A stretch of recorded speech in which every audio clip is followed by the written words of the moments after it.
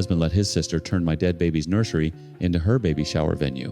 And when I broke down crying in front of a room full of strangers, she looked me in the eye and said, "It's not her fault I couldn't produce a child." So let me walk you through how I went from opening my home to a pregnant, abandoned girl out of the goodness of my grieving heart, to being treated like a maid in the house I paid for, to watching my marriage of 8 years disintegrate in a single weekend. I'm 29 female, my husband is Marcus, we lost 2 pregnancies, the last one at 31 weeks. His younger sister is Leah, she's 20, and she showed up at our door sobbing, pregnant, and completely alone. And my mother is Diane, who I hadn't spoken to in a long time, but ended up being the only person who showed up for me when everything fell apart. The first thing you need to understand is the nursery. I built it during my second pregnancy, the one that made it to 31 weeks. The one where we had a name picked out, a coming home outfit washed in fragrance-free detergent, a car seat installed by a fire station technician who shook Marcus's hand and said, "Congratulations." I painted the walls myself, a sage green that took me 4 trips to the hardware store to get right. I assembled the crib at 2 in the morning because I couldn't sleep because my belly was so big and my heart was so full, and I thought foolishly that preparing hard enough could protect us. After we lost her, I closed the door. Marcus never opened it. I never opened it. It just existed at the end of the hallway like a sealed wound, and we walked past it every day and said nothing, and somehow that was how we grieved. Separately, silently. In a house I bought with my inheritance before we even got married, that context matters for what comes next. Leah showed up on a Thursday night in March. Mascara streaked down to her jaw. 1 duffel bag. 5 months pregnant. Her boyfriend had kicked her out, changed the locks, and blocked her number while she was at a doctor's appointment. Their parents, Marcus's and Leah's, had been out of the picture for years, which is a longer story I won't get into, but the short version is that Leah had no one.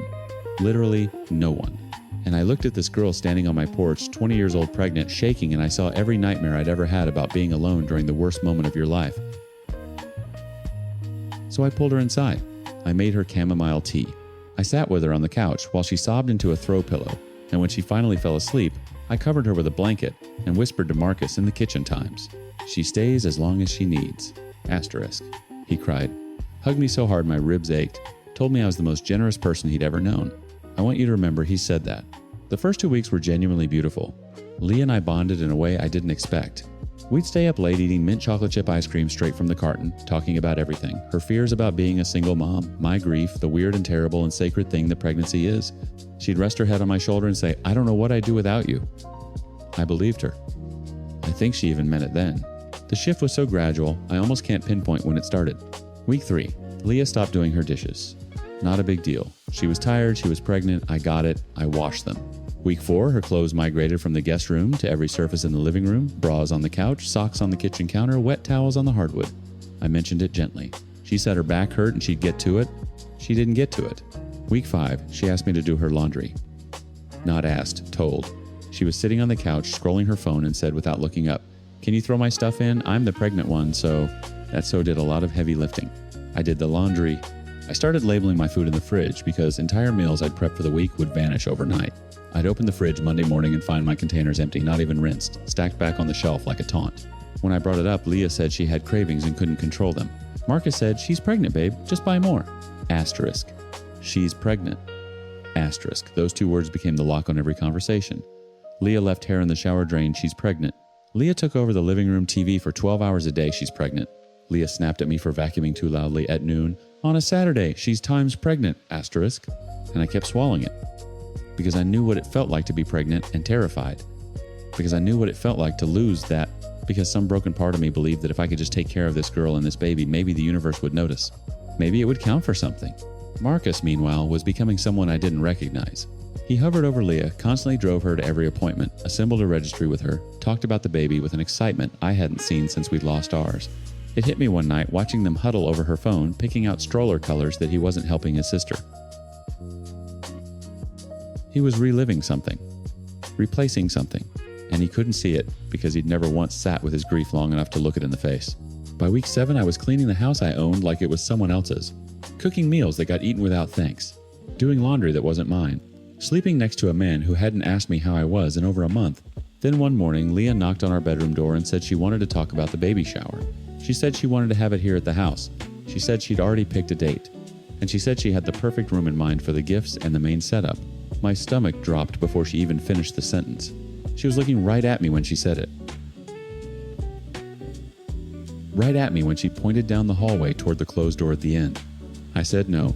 I said it clearly, standing in the hallway with my coffee going cold in my hands, and I watched Leah's face cycle through surprise, confusion, and something harder underneath something that looked like calculation. "It's just sitting there," she said.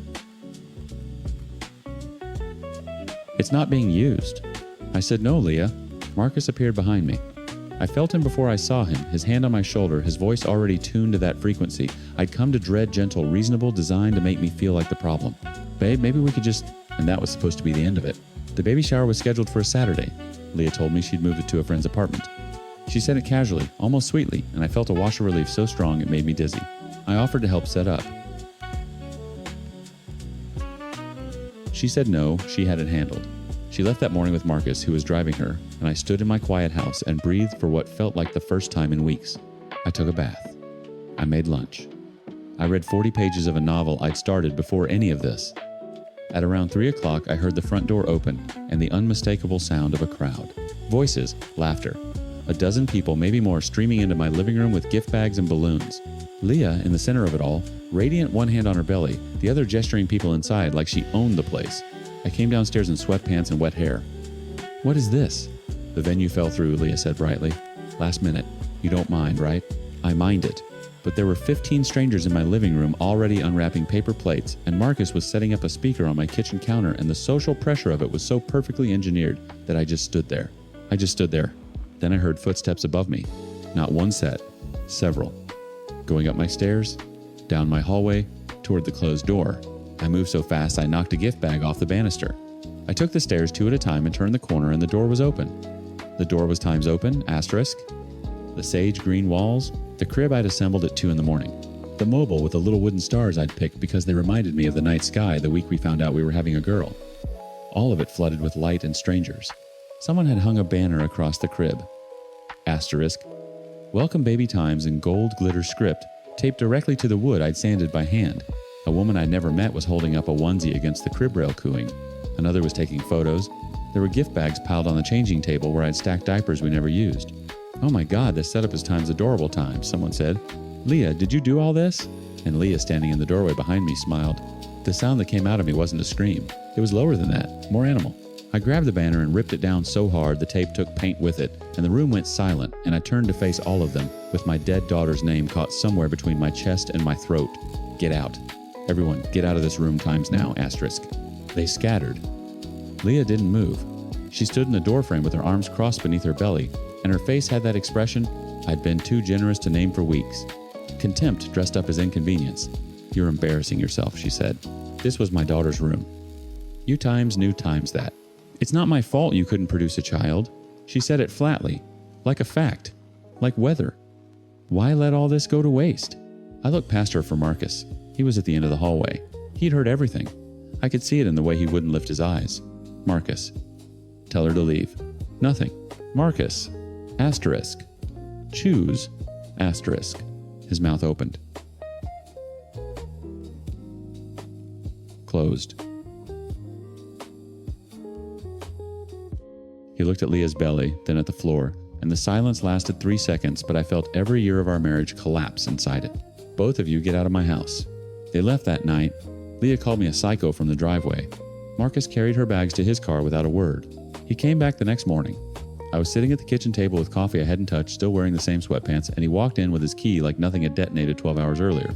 He started apologizing, telling me he wanted to make it right. I told him I just needed time away from him. Then he threw at my face. "Well, it's not my fault you lost our children. Maybe this would have never happened. My sister was right. You are selfish." I have never times made my husband feel like he cannot grieve with me. Never made him feel less than because of his pain.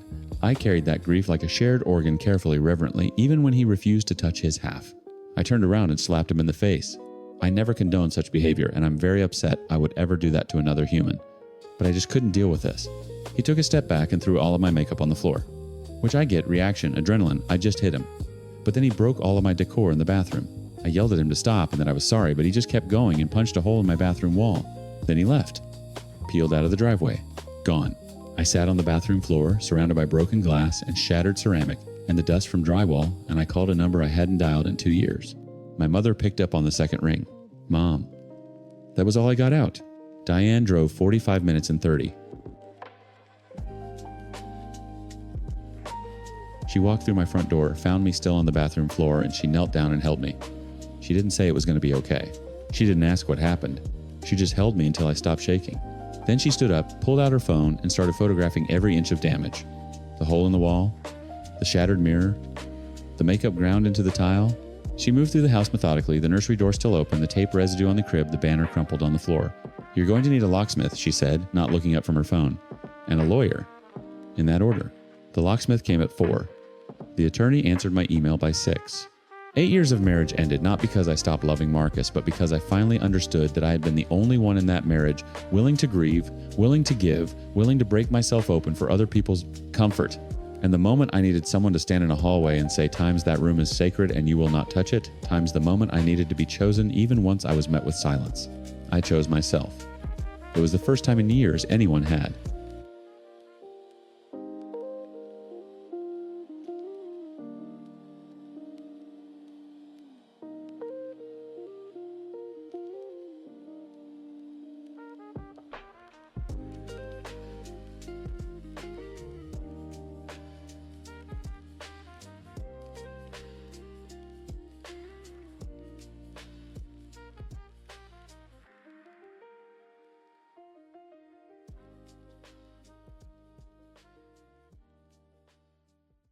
My brother hasn't changed a single diaper in 4 years of fatherhood, and somehow I'm the villain in this story. So here's what happened.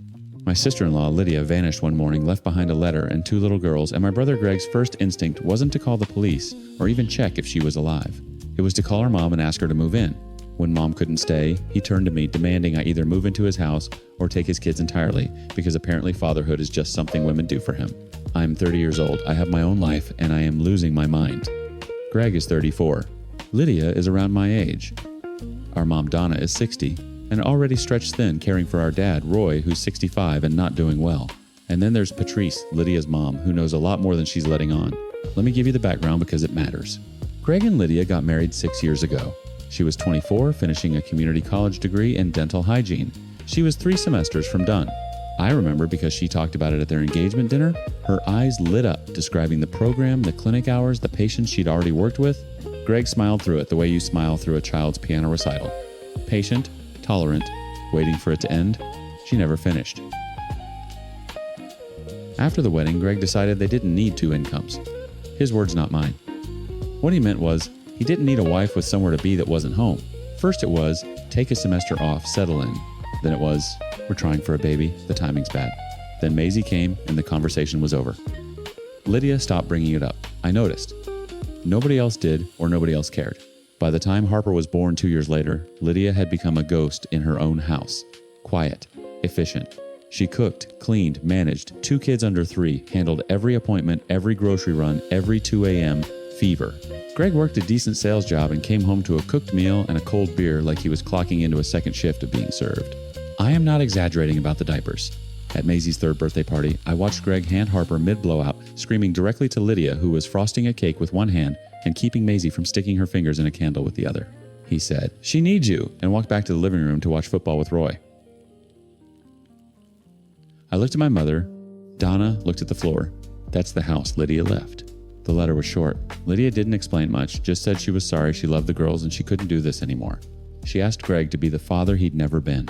She left it on the kitchen counter next to a week's worth of pre-made meals and labeled Tupperware. Even in leaving, she took care of him. Greg called Donna at 6:47 a.m. I know the exact time because Donna called me at 6:52 already crying. Not because Lydia was missing, because Greg was asking her to come stay. He can't handle the girls alone, she said. He doesn't know their routines. They're his children, I said. I know, but his children. Silence. Then I'll just go for a few days. Until he sorts it out. She went for 11 days. During those 11 days, Greg did not call the police, did not contact Lydia's friends, did not call Patrice, did not Google how to make oatmeal. Donna cooked, cleaned, did school drop-off for Maisie, and managed Harper's nap schedule, while also calling home 3 times a day to make sure Roy had taken his blood pressure medication and eaten something. Roy, to his credit, lasted 9 days before he called Greg directly and said, "Send my wife home. I'm not dying alone, so you can have a maid." Roy is not a gentle man. But he wasn't wrong. When Donna came home, Greg called me. Not to ask how I was, not to update me on the girls, He opened with, "So Mom can't stay anymore and I need someone here." I waited. I actually waited because part of me thought the next sentence would be a question about Lydia, where she might be, whether she was safe, whether someone should be looking for her. "Can you come stay for a while? Or honestly, could you just take the girls? You've got that second bedroom." My second bedroom is my office. I work from home. I freelance. That room is how I pay rent. Greg. "Have you called the police?" She left a note. She wasn't kidnapped. "Have you called Patrice?" Lydia's mom. "Why would I call her?"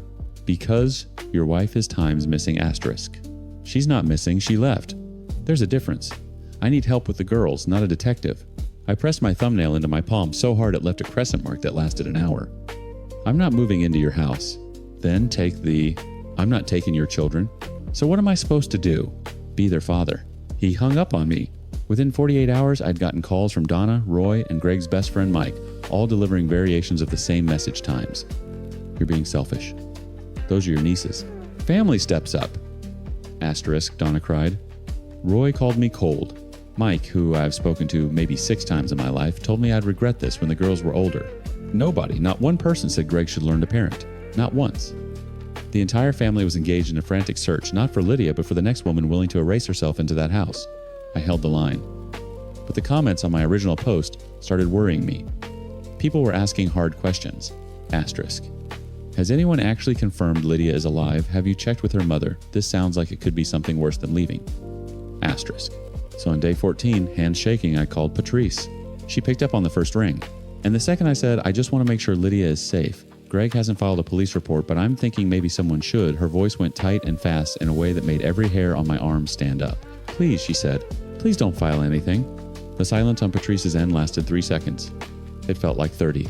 "Patrice," I said carefully. "Why not?" "She's safe. That's all I can tell you. She's safe, and she's working on things. Please. If someone files a report, they'll look for her, and if they find her," her voice cracked, not the way Donna's cracks, which is performative, designed to pull you into compliance. Patrice cracked like a window hit by a rock, sudden, structural, irreversible. "She can't come back to that house," Patrice said. "You understand, she times cannot asterisk." I understood. I'd understood since the engagement dinner. "Did you help her leave?" Another silence. Then very quietly I drove her to the bus station. I sat down on my kitchen floor. Not because I was shocked, because my legs decided independently of my brain that this conversation required a lower center of gravity. I pressed my back against the cabinet and stared at the ceiling. "Where is she?" "I can't tell you that. I'm not going to tell Greg." "I know you're not. But I promised her. She's somewhere she can finish. That's all I'll say." Asterisk. Finish. Asterisk. 3 semesters. 6 years late. I closed my eyes and saw Lydia at that engagement dinner, describing the bite wing X-ray technique she'd perfected, and Greg checking his phone under the table. Patrice. "The girls." "I know." Her voice went thin as paper. "You think I don't know. You think I sleep. Someone has to." "She'll call you," Patrice said. "Give her a day. She'll call you herself. Just please. No police, no reports, no Greg." She hung up before I could answer. Lydia called at 1140 p.m. The next night, from a number with an area code I didn't recognize. I was still awake.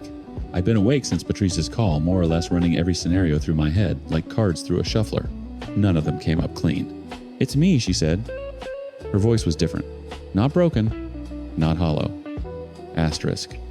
Stripped. Asterisk. Like someone who'd sanded off every unnecessary layer and was speaking from raw wood. "Are you okay?" "I'm enrolled. Started Monday. I have a room. I have a job at a grocery store deli counter 22 hours a week. I'm okay." She said it like a list. Like she'd rehearsed it.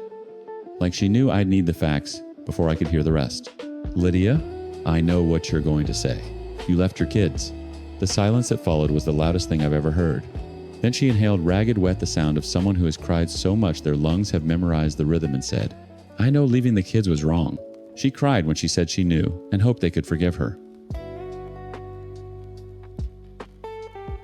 She really couldn't live this life anymore. Leaving them was the hardest decision she ever made, but she felt it was better than taking them and letting them starve with her. At least here, they have a home and family. I did ask why she couldn't just divorce my brother then. She said she didn't have the money for a lawyer or anything. No home to return to. She's not proud of it, but said she couldn't stay and fight. 6 years without income, without a degree, without a bank account. Greg didn't monitor. She'd done the math. She'd done it over and over, lying awake next to him while he snored, and every version ended the same way, destitute in a shelter with 2 children she couldn't feed. She didn't tell me where exactly she was. Didn't want to risk it. Asked me not to give her number to my family. I did tell her about the situation with her kids, how Greg handed them off like luggage, how he'd called Donna, then me, then tried to pawn them entirely, how he still hadn't filed a single document or made a single phone call to find her, how his first and only instinct every time was to locate the nearest woman and transfer the weight. She went quiet for a long time. Then she just said, "My brother will figure it out. She cannot help in any way right now. She will come back to her babies when she can." Good grief, I wanted to argue with her. I wanted to say times those girls wake up every morning and you're not there. Asterisk.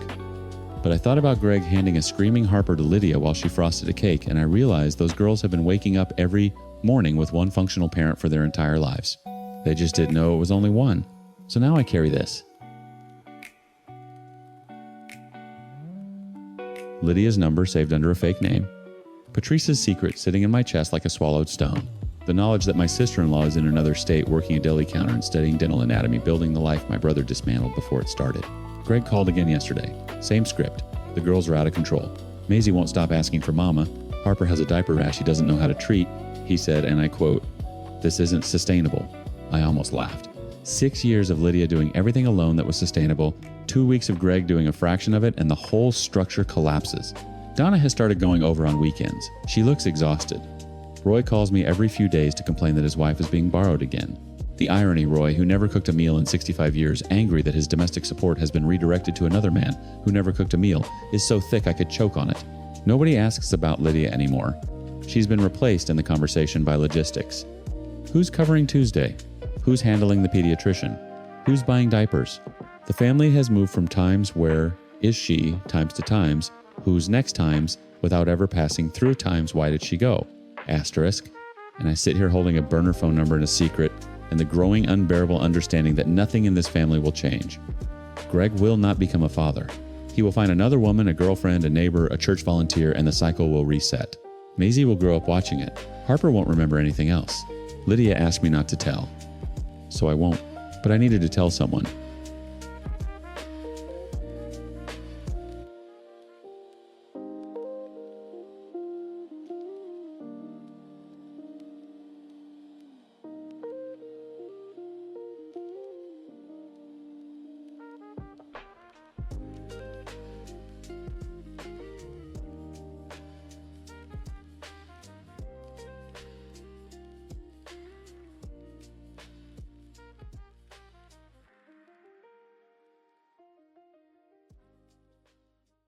My mother got dressed up, looked me dead in the eye, and told me she wasn't going anywhere. 15 minutes later, I watched her load my stepdad and my siblings into the truck, laughing, and drive off to Dave & Buster's without me. The look she gave me when she saw me standing outside wasn't guilt, it was disgust. So I quietly enlisted in the army, moved my entire life out of her house piece by piece without her noticing, and left a letter detailing every single time she erased me from my own family. She still doesn't know where I am. I'm 19. My mom is Denise. My stepdad is Rick. My bio dad, Matthew, just got out of prison 2 weeks ago and wants to play father for the first time in my life. My little sister Lily is 10, and she's the only person in that house who ever noticed I was missing. My best friend Kayla is the one who helped me disappear. And this is how I finally stopped being invisible. The thing people don't understand about being invisible is that it doesn't happen all at once. Nobody wakes up one morning and decides you don't exist. It's slower than that. It's 1,000 tiny cuts dressed up as normal life until one day you realize you've been bleeding out in a house full of people who never once asked why you look pale. Denise had me at 17. I know this because she reminded me constantly, not with words, but with the way her jaw tightened whenever someone at a school event asked how old she was when she had her first. I was the math that didn't add up to the life she wanted. Rick came along when I was 6. Married her when I was 8. Lily arrived when I was 9, and suddenly there was a version of family that made sense to Denise. A husband with a steady paycheck, a daughter with his last name, a house in a cul-de-sac with a 2-car garage. Then the little brother 4 years ago? The picture was complete. I was the rough draft she never deleted but stopped reading. It started with small things. Family photos where I was told to hold the camera. Dinners where my plate wasn't set until I walked into the kitchen, and Denise would say, "Oh, grab yourself one." Vacations planned for 4. Rick never said a word. That was his whole thing. He wasn't mean to me. He just wasn't anything times to me. He'd look at me the way you look at furniture that came with the house, acknowledged, tolerated, never chosen. The Dave & Buster's night was June 10th. I remember because I'd been tracking days on my phone calendar, marking every time they did something without me, not because I was building a case, because I needed proof I wasn't crazy. June 10th. Denise walked into my room wearing that denim jacket she only pulls out for occasions. Full makeup, hair curled. I was sitting on my bed, scrolling through job listings on Kayla's old laptop. "You look nice," I said. "Where are you going?" She didn't even pause. "Nowhere. Just felt like getting ready." I nodded. She left. 15 minutes later, I heard the garage door grind open and something in my chest told me to get up. I walked to the front window first, then outside, and there they were. Rick buckling the little brother into his car seat, Lily climbing into the back with her light-up sneakers, Denise tossing her purse into the passenger side. They were laughing about something, all four of them. The truck was running and the evening light hit them like a photograph somebody would frame. Then Denise saw me. I was standing on the front step barefoot, and the look she gave me, I've replayed it 100 times. It wasn't surprise. It wasn't guilt. Her upper lip curled slightly and her eyes went flat like I was a stain on the driveway she'd have to pressure wash later. She got in the truck and closed the door. Rick backed out without glancing my direction. When they came home 3 hours later, I was in my room with the lights off. Lily burst in first because Lily always burst in first. We went to Dave & Buster's, I got the highest score in the basketball game, and then we got milkshakes and Mom let me pick out new shoes at the mall. She was bouncing. She was happy. I smiled at her because that's what you do when a 10-year-old, she was 9 then, is radiating pure joy. You don't poison it with your own damage. "That sounds awesome, Lil."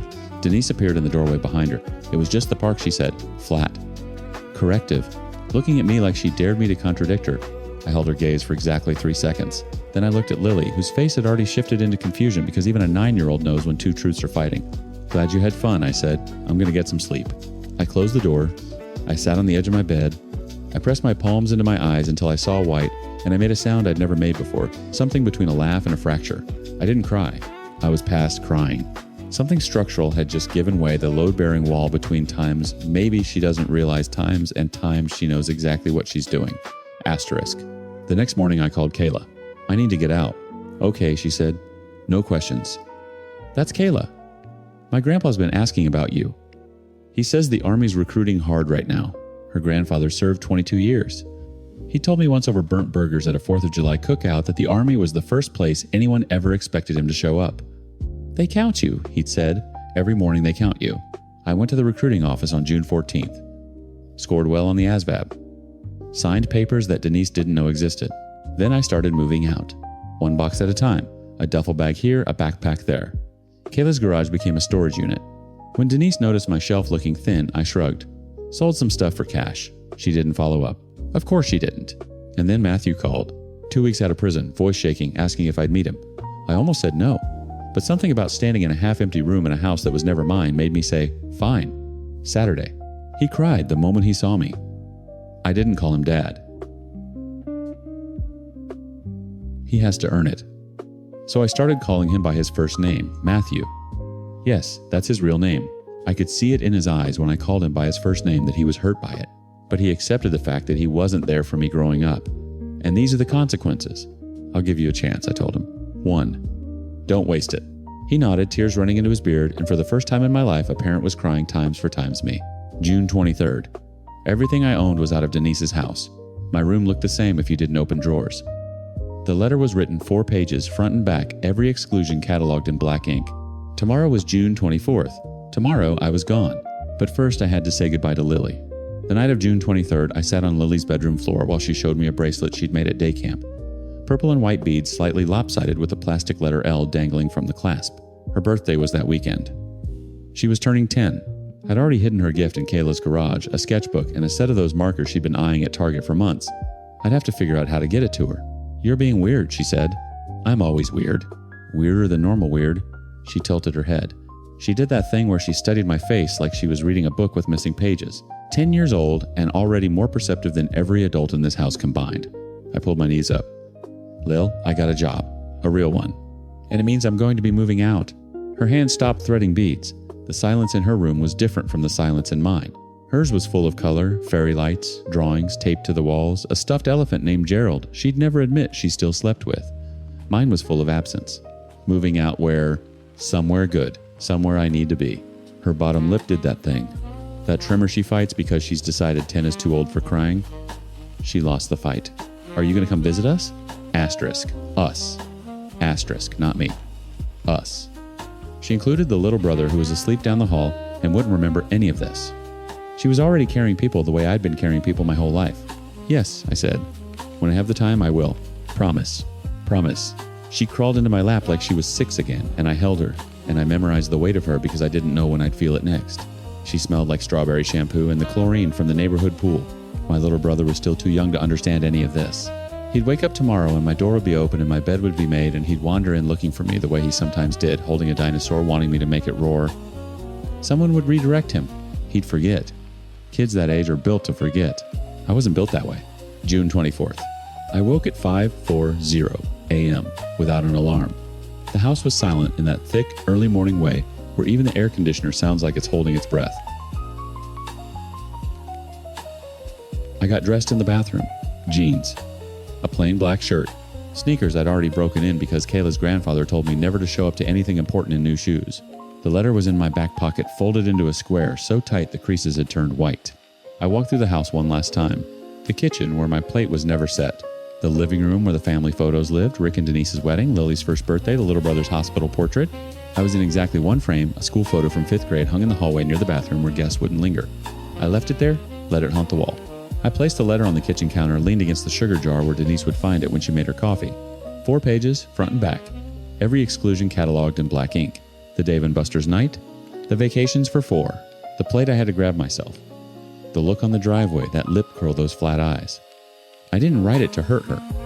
I wrote it because I needed one honest record that I existed in this house and what it cost me. I did not mention the army. She didn't earn that information. I stepped outside. The Uber was already waiting at the curb. Matthew had paid for it. His first act of fatherhood that cost him something, even if it was only $12.40. I'd checked the estimate the night before. I'd let him. The cul-de-sac was quiet. Sprinklers ticking across lawns. Rick's truck in the driveway, dew on the windshield.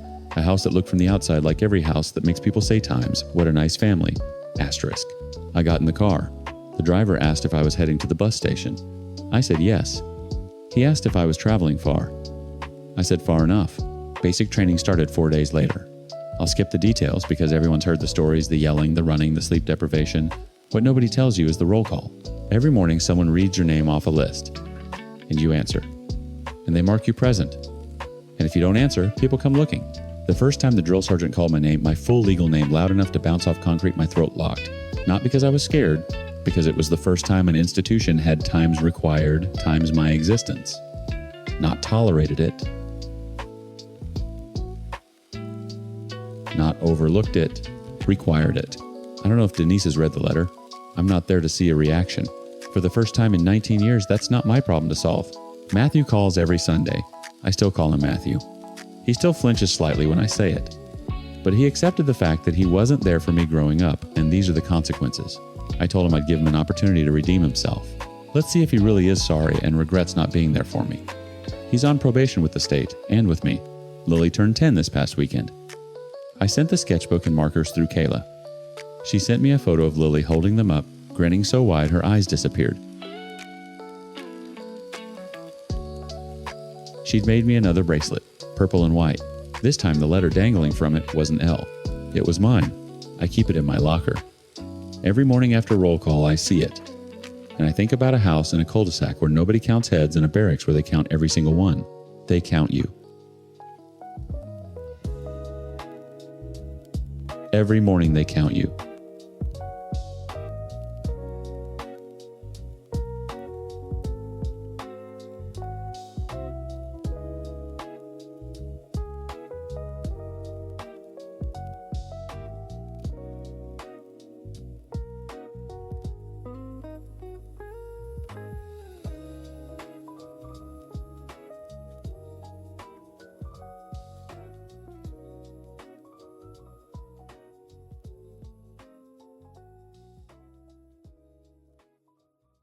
She spent 4 years trying to be number 1, and she got her wish, just not the ranking she wanted. By graduation, she was first on a list. Nobody wants to top the person. Literally no one in our class could stand to be around.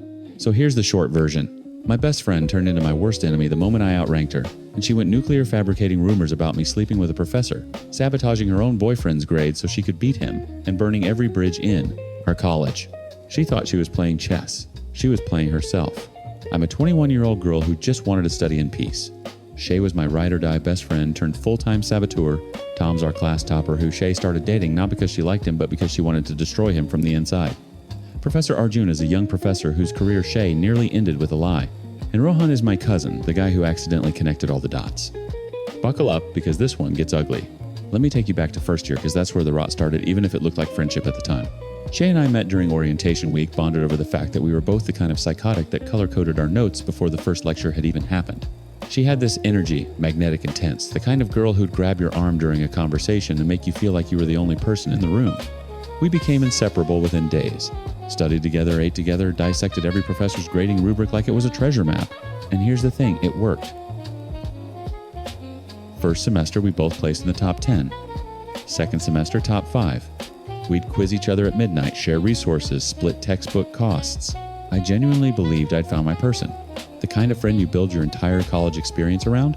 The cracks didn't show until third semester rankings dropped. I placed second. Shay placed 7th. And I swear I watched something behind her eyes just switch off. She didn't congratulate me. She didn't even acknowledge it. When I texted her that night times, dude, we both killed it. Let's celebrate time she left me on red. The next morning, she walked past me in the corridor like I was furniture. No nod, no eye contact. Nothing.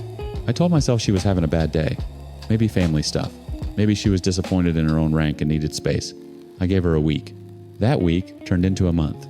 The month turned into the rest of the semester. She didn't just distance herself, she times replaced times me, surgically. Within weeks, she'd attached herself to Tom, our class topper, the guy who'd held the #1 spot since first semester like it was his birthright. Suddenly, they were studying together, sitting together, sharing notes in a way that felt uncomfortably familiar. Like she'd taken our entire friendship blueprint and carbon copied it onto someone more useful. I'd be lying if I said it didn't gut me, but I swallowed it. Kept my head down, studied harder. Fourth semester rolled around and I climbed to first. Tom dropped to second. Shay hovered around 5th. That's when things went from cold to radioactive. It started as a whisper. A classmate I barely knew pulled me aside after a lecture and asked, with this weird half smile, "So, you and Professor Arjun, huh?" My stomach dropped. "What? People are saying you guys are like a thing. That's how you're topping." I almost laughed. Professor Arjun was 28 engaged, and the only reason I even knew him outside class was because he was friends with my cousin Rohan. They'd gone to the same university. He'd come over for dinner at Rohan's place once while I was there, and we'd talked about coursework for maybe 15 minutes. That was it. The entire basis of whatever this was. "Who's saying this?" I asked. She shrugged. Wouldn't give me a name, but I didn't need one. I already knew. The rumor metastasized fast. Within 2 weeks, it wasn't just that I was sleeping with a professor, it was that he'd leaked exam papers to me, that my grades were manufactured, that the whole thing was transactional. I'd walk into class and conversations would die. Group project invitations dried up. A faculty member I respected started treating me with this stiff, formal distance that made my skin crawl. And Professor Arjun, God, his situation was worse. He told Rohan later that colleagues had started giving him looks. His department head made a pointed comment about maintaining professional boundaries. His fiancée heard a version of the rumor from someone's sister who went to our college. The man was fighting fires in every direction and he hadn't done a single thing wrong. Meanwhile, Shay and Tom were officially a thing. She used to call Tom to her house asking him to teach her before exams, and that's how they started dating each other. At least that's the version that circulated. Some people also said she was involved with one of the junior boys. I took all this gossip with a pinch of salt, but I was betting the second one to be false. You never know though. After returning from college one day, I visited Rohan. Gave him the hot gossip going around campus. He said the last time he'd met Professor Arjun, the professor, had mentioned something of this sort was happening. The rumors, the professional fallout, all of it. We both had a good laugh, the dark kind, the kind where you're actually furious but don't know what else to do with it. Then Rohan called the professor right there, put him on speaker, and asked him what had happened in the dean's office. And what Professor Arjun said next made my blood go cold. He'd filed a formal complaint. The dean had launched an investigation. And every single thread, every whisper, every accusation, every poisoned conversation traced back to one source. Shay had been called in. She'd been formally warned. And she was times furious, asterisk. I sat in Rohan's living room phone, still on speaker, and felt something settle in my chest. Not relief, not satisfaction. Something harder. Something patient. Because I knew Shay. And I knew a formal warning wouldn't stop her. It would only make her more careful about who she destroyed next. I just didn't realize Tom was already mid-destruction and that I'd be the one to stumble onto the evidence. The stairwell thing happened on a Thursday. I wasn't looking for it. I wasn't looking for anything. Fifth semester had settled into a rhythm head, down notes, organized library until closing. I'd stopped thinking about Shay the way you stop thinking about a toothache after the nerve dies. She existed in my periphery, a shape I'd learned to navigate around. I'd stayed late to return a reference book to the department office on the 3rd floor.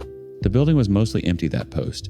5 p.m. quiet where your footsteps echo too loud and the fluorescent lights buzz like they're personally offended you're still there. I took the back stairwell because the elevator was broken again, and I was 2 flights down when I heard it. Laughter. Low breathy. Then a voice I'd recognize in my sleep honestly thinks I'm with him because I times like times him. It's pathetic. I froze. My hand tightened on the railing. Then a male voice, younger, unfamiliar. So what? You're just going to keep stringing him along until finals.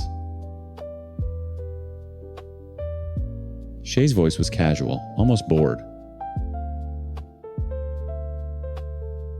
He's already dropped to 4th this semester. By the time I'm done, he won't crack top 10. And the beautiful part, he thinks I'm times helping times him. I rearranged his entire study schedule, cut his library hours in half, convinced him group study with my friends was more productive than solo revision. A pause. The wet sound of a kiss. He's so desperate to keep me happy, he doesn't even notice his GPA bleeding out. The junior boy laughed. That's cold. That's strategy. My back was pressed flat against the wall. I wasn't breathing. My phone was already in my hand. I don't remember pulling it out. Muscle memory, maybe. Or something older, something that had been waiting for exactly this moment since the day she left me on red. I opened the voice recorder. Hit the red button. Held the phone low-angled toward the gap in the stairwell. What about that rumor thing, the boy asked. Didn't you almost get expelled? Asterisk. Warned asterisk. There's a difference. And it was worth it. She was getting too comfortable at the top. Someone had to remind her she's nobody.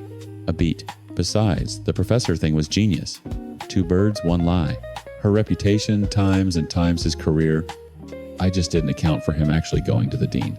She said it like she was reviewing a chess move that hadn't panned out. Clinical. Annoyed at the miscalculation, not the cruelty. They kissed again. I heard her murmur something about meeting later, his footsteps retreating down the stairs below me. I didn't move for 3 full minutes after the stairwell went silent. My thumb hovered over the stop button, and I watched the recording timer tick past 4 minutes 37 seconds. I saved it, backed it up to my drive. Then I walked home with my heart slamming so hard I could feel it in my teeth. I didn't send it that night. I sat with it for 2 days, replaying it with earphones in, making sure every word was audible, making sure there was no ambiguity. Then I created a burner email, took me 20 minutes because my hands wouldn't stop shaking, and sent the audio file to Tom with 1 line, times, you deserve to know who she actually is. Asterisk. What happened next I only heard secondhand. But I heard it from enough people that the picture was sharp. Tom listened to the recording. Then he went quiet for a day, that dangerous quiet that people who've been genuinely betrayed go through before the dam breaks. He confronted Shay. She denied it. He asked to see her phone. She refused. He grabbed it. The messages were worse than the recording. Conversations with 3 different people where she detailed her strategy for tanking his grades. Screenshots she'd sent to her school friends bragging about managing him. A group chat where she joked about how easy he was to manipulate because he was emotionally needy. Tom copied everything. Every message, every screenshot, every damning line. And he dropped it all into the class WhatsApp group at 11:47 p.m. on a Tuesday. I watched my phone light up with notification after notification. Opened the group, scrawled, and felt nothing. Not triumph, not vindication, just a vast flat calm like watching a building you'd already evacuated finally collapse. By morning, it was everywhere. Tom's mother called Shay. Then she called Shay's mother. I don't know exactly what was said, but a classmate who was at Tom's house that day told me his mother's voice carried through 2 closed doors and the phrase raised a snake was used more than once. Shay's mother apparently cried. Shay apparently didn't. The college farewell was 3 months later. By then, the social math had been done and the numbers were final. Shay arrived in a green sari, makeup, perfect posture straight. She walked in like nothing had happened, and for about 10 minutes it almost worked. Then the photos started. Groups forming arms around shoulders, people pulling each other into frame. Nobody pulled Shay. She stood at the edge of clusters, half smiling, waiting for an invitation that never came. I watched her from across the hall. Not with satisfaction. With something closer to recognition. She'd spent 3 years engineering everyone else's isolation, and now she was standing inside the architecture she'd built, except she'd built it around herself. Tom was across the room laughing with friends, lighter than I'd seen him in a year. Professor. Arjun's name had been formally cleared. Rohan told me the fiancé situation had stabilized, that the engagement was back on track. My name sat at the top of the final rankings, and for the first time it felt clean. Shay left the farewell 40 minutes early. No goodbye. No scene. She just picked up her clutch and walked out through the side door while the rest of us were mid-group photo. Nobody noticed she'd gone. And honestly, that was the most devastating thing of all. Not anger, not confrontation, just absence. The complete, frictionless ease with which a room full of people continued without her. She'd spent years trying to be first. In the end, she wasn't even last. She just wasn't counted.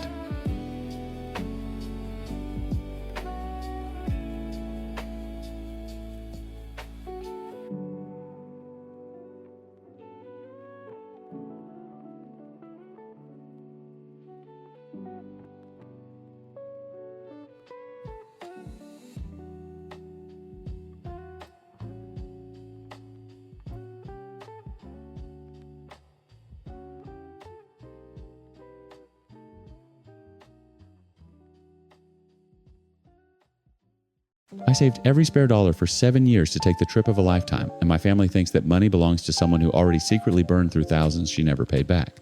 When I finally said no, I thought the worst was over until I got a call from halfway across the world that she'd broken into my house, trashed everything I owned, and was sitting in my living room refusing to leave. The cops found something else in her car that night that made everything 10 times worse. So let me break this down for you. I'm a 25-year-old guy. My dad is Henrik, my mom is Selim, and my younger brother Jonas is 19. My uncle Dawit is 39. And then there's my Aunt Meseret. She's 32, and she is the reason I'm telling you this story right now. Let me take you back to where this all started. When I was 18, I made a promise to myself. I just graduated high school, working part-time in a warehouse, and I saw this documentary about the Swiss Alps. Something about the way the light hit those mountains made my chest ache. I told myself times, one day, I'm going to stand there. Asterisk.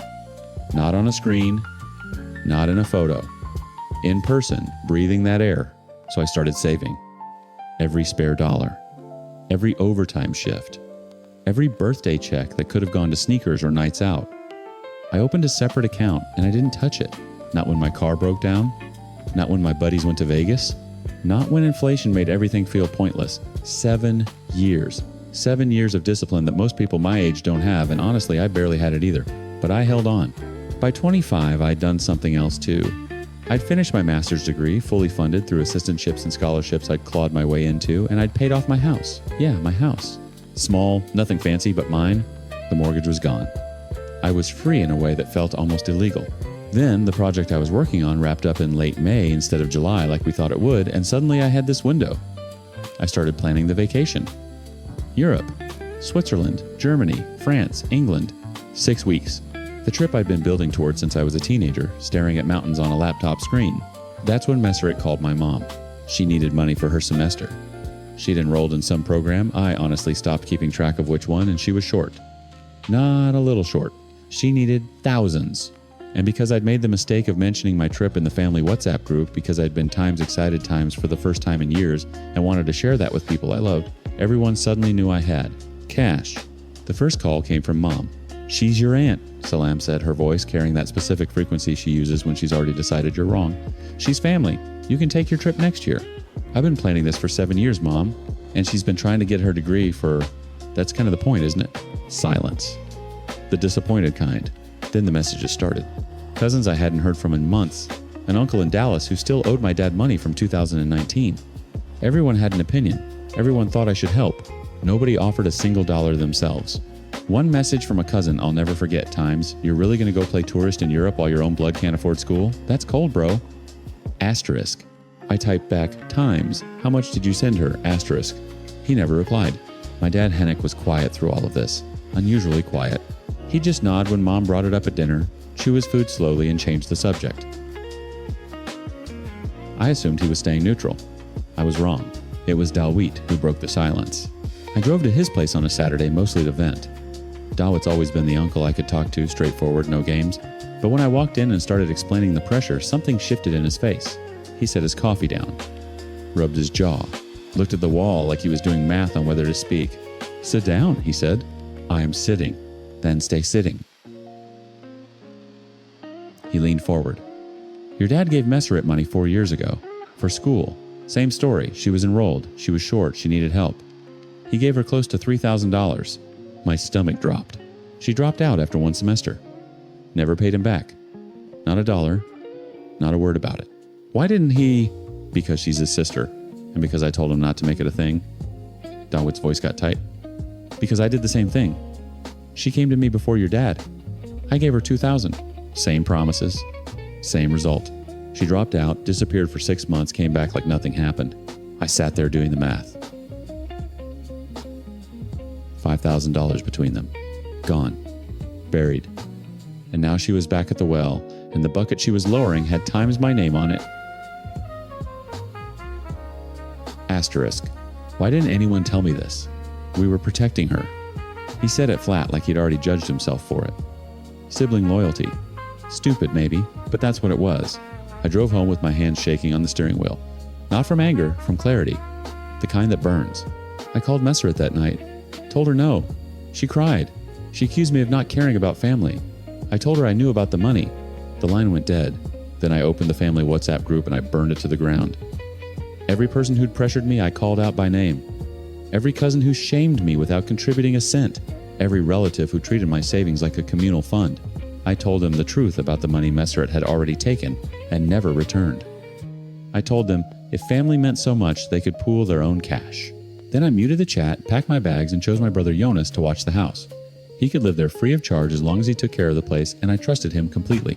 2 weeks later, I was standing in Munich, breathing foreign air, finally living the thing I'd spent 7 years building toward. That's when my phone lit up with a WhatsApp call from Jonas, and his voice was shaking. She's in your house. Jonas's voice was thin.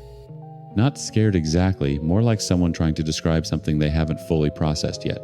I pressed the phone harder against my ear, stepping away from the Marienplatz crowd into a side street where the noise dimmed. What do you mean she's in my house? I went out to get food. 20 minutes, maybe less? When I came back, Messeret's car was parked next to the house.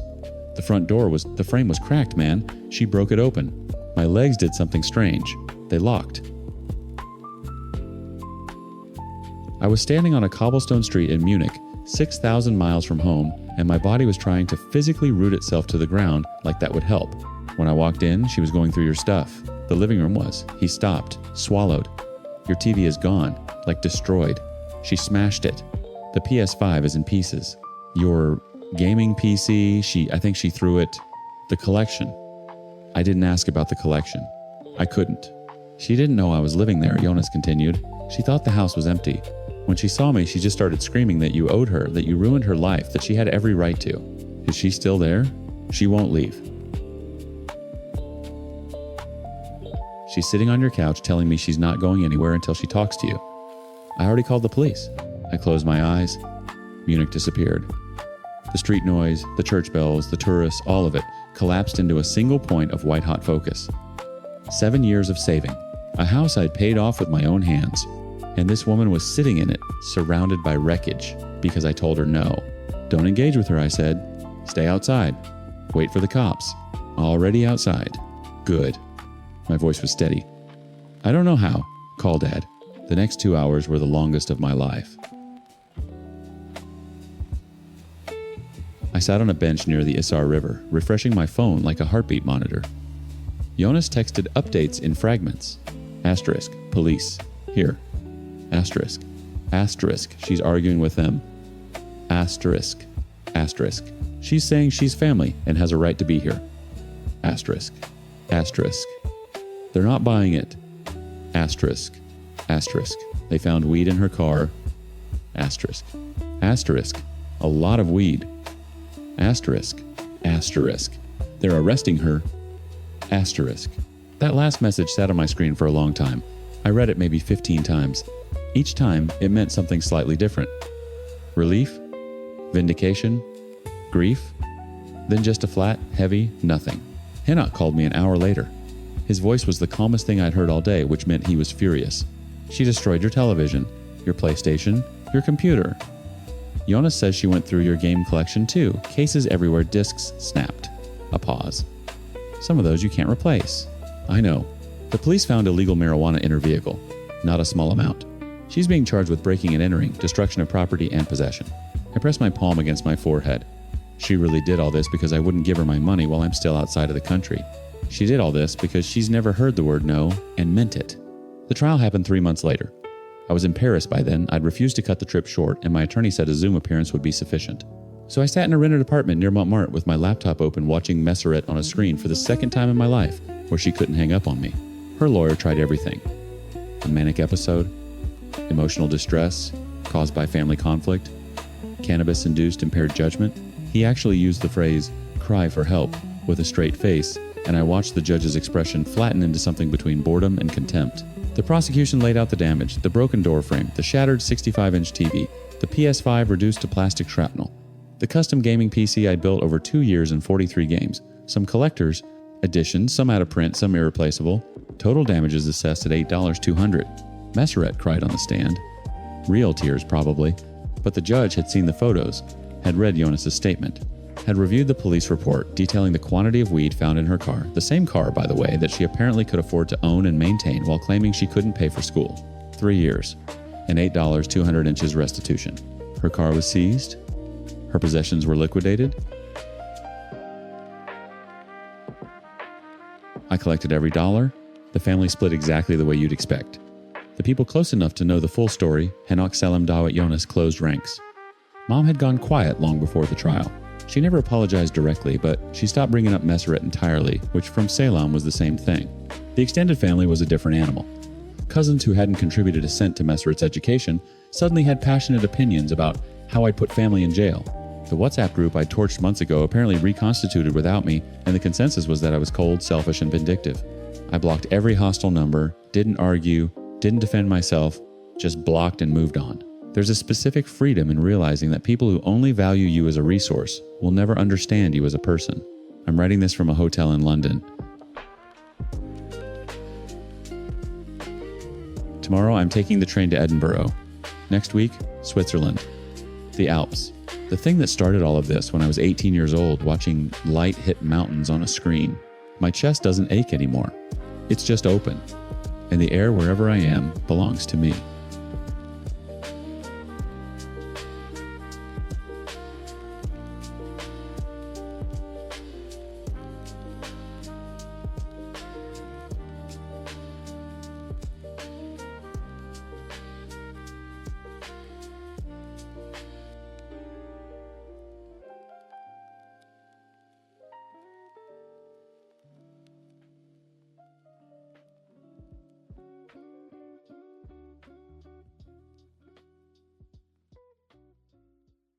My sister-in-law Chloe and I were supposed to be friends.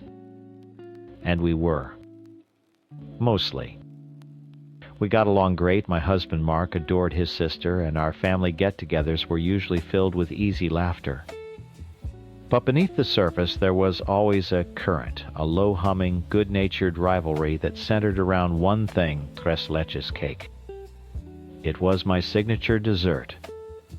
The one I'd spent years perfecting, tweaking the sponge until it was the perfect airy texture, getting the ratio of the 3 milks just right, so it was decadently moist but never soggy. Everyone in the family requested it for birthdays and holidays. Everyone except Chloe. Chloe insisted hers was better. She'd bring her version to potlucks, always placing it right next to mine on the dessert table. Hers was good, I'll give her that. But it was different. A little denser. A little sweeter. We'd trade jabs about it constantly. Mine has a more authentic meringue topping, Linda, she'd say, pointing her fork at my whipped cream frosting. Mine doesn't give you a cavity after one bite, Chloe, I'd shoot back and the whole family would chuckle. It was our thing. The real trouble started a few weeks ago over the phone. Mom's birthday dinner is Sunday, she announced. I was thinking of making the dessert. I laughed. Let me guess. A certain 3-milked cake. The one and only, she said, her voice dripping with playful confidence. The Times Definitive Times version. "You're on," I said without thinking. But this time we settle it. A bake-off. Everyone gets a blind vote. Bragging rights are on the line. There was a pause on the other end of the line, and for a second I thought I'd pushed the joke too far. Then she squealed with delight. "Oh my God, yes, a tres leches takedown. This is perfect." "Okay, but rules," I said, getting into the spirit of it. From scratch. No box mixes, no store-bought anything. Deal. "Deal," she said instantly. "I'll text the family group chat and let them know it's on. Prepare to be humbled, sweetie." The text she sent was dramatic and hilarious, complete with wrestling emojis and a formal announcement of the first annual Miller Family Tres Leches Championship. The replies came flooding in. Mark's dad sent a string of popcorn emojis. His mom wrote, "This will be fun. Please don't make a mess in my kitchen." It was all a joke. A big, silly, harmless joke. I spent most of Saturday in my kitchen. The smell of vanilla and cinnamon filled the house. I baked the sponge cake with care, letting it cool completely before poking it all over with a fork. I whisked the evaporated milk, condensed milk, and heavy cream together, pouring the sweet mixture slowly over the cake, watching it drink in every last drop. I let it chill overnight, and on Sunday morning I whipped up a perfect glossy meringue, torching the peaks until they were golden brown. Mark came into the kitchen and snuck a fingerful of the meringue. "This is the one," he said, his eyes wide. "You're gonna win, honey." "It's not about winning," I said, swatting his hand away. "It's about the spirit of the competition." He grinned. "Right. And the spirit of the competition is crushing your opponent and hearing the lamentations of their family." I threw a dish towel at him. "Just help me get this into the car without messing it up." When we arrived at my in-laws' house, the energy was electric. It felt less like a birthday dinner and more like a pay-per-view event. "The challenger has arrived," my father-in-law boomed as I walked in, carefully balancing the heavy glass dish. I placed my cake on the buffet table. It looked incredible. Rustic, homemade, with beautifully browned swirls of meringue. I felt a swell of pride. A few minutes later, Chloe and her husband Tom walked in. She was carrying a pristine white bakery box. "The champion is here to defend her title," she announced, beaming. She placed the box next to my cake and lifted the lid with a flourish. The room went quiet. It was, for lack of a better word, perfect. The cake was a flawless rectangle. It was covered not in meringue or whipped cream, but in a layer of impossibly smooth, snow-white frosting. Delicate, professionally piped buttercream flowers cascaded down one corner, and an elegant "Happy Birthday, Mom" was scrawled across the top in shimmering gold script. It looked like it belonged in a magazine. It looked like it cost $100. "Wow, Chloe," my mother-in-law breathed, her eyes wide. "That's stunning." "You did times that times?" Mark's cousin asked, leaning in for a closer look. "Just whipped it up this morning," Chloe said with a smug little shrug, avoiding my eyes. She was practically glowing with pride. I just stood there, staring at it. My brain was trying to connect the dots. The level of skill on display was insane. I'd seen her cakes. She was a good baker, but she wasn't a professional pastry chef. The piping alone would have taken hours, not to mention a whole set of specialized tools. But I didn't say anything. What could I say accuse her of cheating in front of the entire family? It was just a stupid game. I forced a smile and said, "It looks amazing, Chloe, really." "Thanks," she said, finally meeting my gaze. There was a weird, defiant glint in her eye. I really put my all into it. We made it through dinner, the 2 cakes sitting on the sideboard like a ticking time bomb. The whole family kept glancing over, whispering. The blind vote was clearly not going to be blind. When it was finally time for dessert, Chloe clapped her hands together.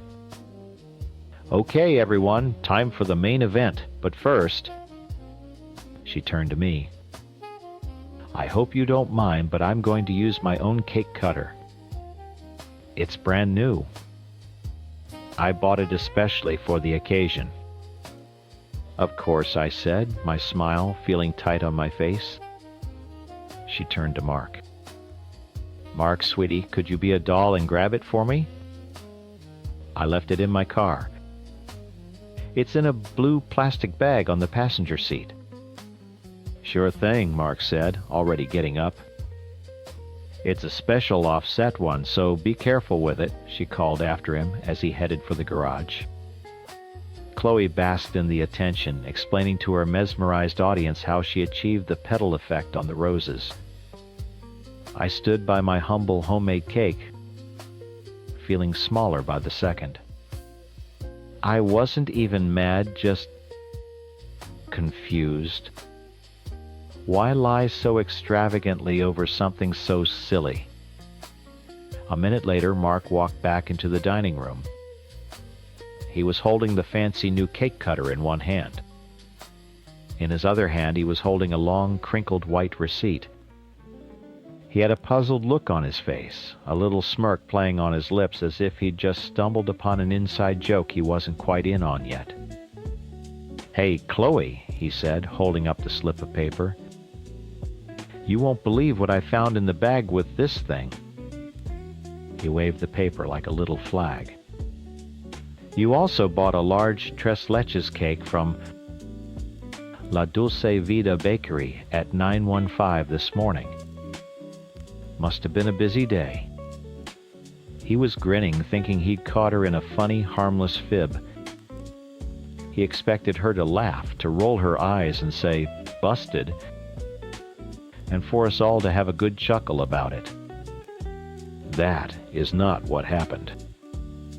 The color drained from Chloe's face. For a split second, she looked like a cornered animal. Then her expression hardened into pure fury.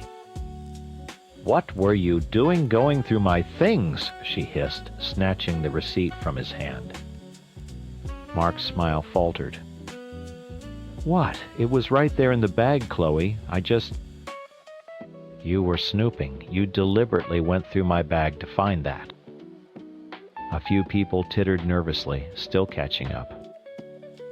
My father-in-law let out a short laugh. "Caught red-handed, eh, Chloe?" That laugh was the spark on the gasoline. Chloe's head snapped toward him, then to the rest of the room, her eyes wild. Finally, her gaze landed on me. The look she gave me was pure poison. "You," she spat, her voice shaking with rage. "This is because of you. You did this to humiliate me." I blinked, completely blindsided. "Chloe, what are you talking about? I didn't do anything." "Oh, bull!" she screamed, taking a step toward me. Her husband Tom put a hand on her arm, but she shook it off. "You had to show up with your times. Perfect times, little homemade cake, didn't you? You always have to be the best." "You always have to outshine me." The room was dead silent now, except for Chloe's ragged breathing. "It was a bake-off," I said, my voice barely a whisper. "A joke." We agreed. "It stopped being a joke when you decided to make me look like an idiot," she shrieked, tears welling in her eyes. "You couldn't just let me have one thing, could you? One single day where I got to be the one everyone was impressed with." Mark stepped between us. "Chloe, calm down. It's a cake. Linda just followed the rules we all agreed on. His rational tone only seemed to make her angrier. She shoved his shoulder. "Stay out of this, Mark. You don't get it. None of you get it." She backed away, wiping furiously at her eyes, her whole body trembling. She looked around the room at the stunned faces of our family, and then she let out a choked, hysterical sob. "I'm pregnant." The announcement dropped into the silence like a bomb. My mother-in-law gasped, her hands flying to her mouth. Chloe's tear-filled eyes found mine again. "I was going to tell everyone today. This was supposed to be my special announcement. This was supposed to be my day. And you ruined it. All because of a stupid cake. You should have just let me win, Linda. You should have just let me have this." And with that, she turned and fled the room. Tom shot us a helpless, apologetic look before scrambling after her. A moment later, we heard the front door slam shut. The 20 people left in the dining room stood frozen. No one looked at the cakes. No one looked at each other. My perfect rustic tres leches and her fraudulent store-bought masterpiece sat on the buffet table like two pieces of evidence at a crime scene. My mother-in-law was the first to break the silence. She wrung her hands, her face pale with distress. "Oh dear. Oh my goodness."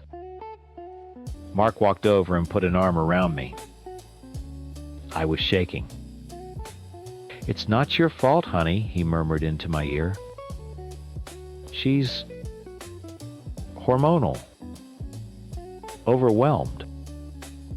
But I could already feel the tide in the room turning. Mark's aunt, a woman who prized family peace above all else, cleared her throat. "Well, Linda," she said, not unkindly, but with a clear note of gentle chiding, "you have to admit the timing is terrible. If you knew Chloe was planning something special—" "How could I possibly have known that?" I asked, my voice coming out sharper than I intended. "He's right, Aunt Carol," Mark snapped. "Linda's not a mind reader. Chloe's the one who lied and then had a meltdown." "Don't use that word, Mark," his father said sternly. "Your sister is emotional. She's pregnant." The word became a shield for her, a get-out-of-jail-free card. Any irrational behavior was now excusable, and any rational reaction to it was an attack on a fragile, expectant mother. The party disintegrated. People mumbled their goodbyes and slipped out desperate to escape the suffocating awkwardness. We packed up my untouched cake in silence. The ride home was thick with unspoken anger. "They're blaming me," I finally said, staring out the window at the passing streetlights. Mark gripped the steering wheel. "They're not. They're just trying to keep the peace." "It's the same thing," I said. "And it's insane." The next 2 weeks were a master class in gaslighting. Chloe refused to answer our calls. She blocked me on social media. According to the family grapevine, which was now buzzing with activity, she was telling everyone that Mark had maliciously dug through her car to find the receipt and that I had orchestrated the whole thing to steal her pregnancy. Announcement thunder. My mother-in-law called me 3 days later. "I just got off the phone with Chloe," she began, her voice weary. "She's still very, very upset." "I'm sure she is," I said, keeping my tone flat. "Linda, honey, I know you meant well. But this has caused a terrible rift. Maybe if you just called her." told her you were sorry about how everything unfolded. Sorry for what exactly? I asked, my patience fraying. For baking a cake? For participating in a competition, she suggested? For not being able to magically intuit that she was going to buy a cake and lie about it and then announce a pregnancy? For the sake of the family, she pleaded. Just be the bigger person. That was it. That was the line. Asterisk. Be the bigger person. Asterisk. The family motto for let the person who did the wrong thing get away with it because confrontation is uncomfortable. I was done. No, I said. The word was quiet, but it felt like a cannon shot in my own ears. Linda. No, I'm not apologizing. I did nothing wrong. Mark did nothing wrong. Chloe lied, got caught, and threw a tantrum.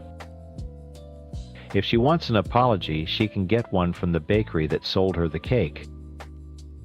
I ended the call, my heart pounding. I felt a strange sense of calm wash over me. The bewilderment was gone, replaced by a cold, hard clarity. The following Sunday, Mark and I went to his parents' house for our usual family lunch. Not the whole extended clan, just the four of us. I knew it was an ambush, an attempt to mediate. I walked in carrying a familiar glass dish. My mother-in-law saw it and her eyes went wide. Linda, you didn't? I did, I said, placing it on the kitchen counter. It was a fresh tres leches cake. Not as fancy as the one for the competition, but unmistakably mine. Is that really necessary? She asked, her voice tight. I think so, I said, meeting her gaze directly. It's my favorite thing to bake. I'm good at it.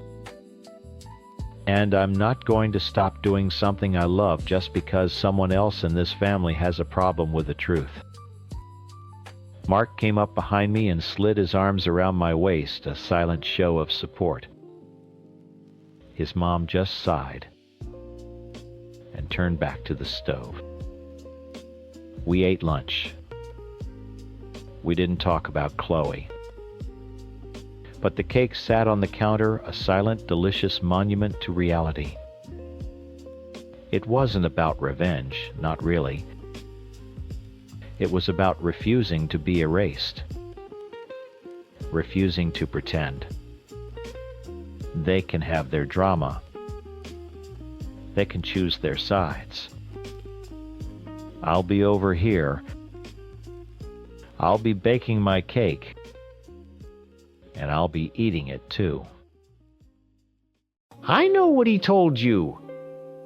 I'm the crazy ex-girlfriend who blew up our life over nothing. I'm the villain. I get it. But you weren't there for the 2 years leading up to that night. You didn't see the slow, quiet way our relationship died long before I ever screamed a single word.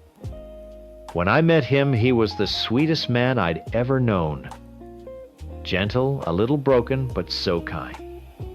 He told me about his father, about the horrible things he went through as a kid, and my heart just shattered for him.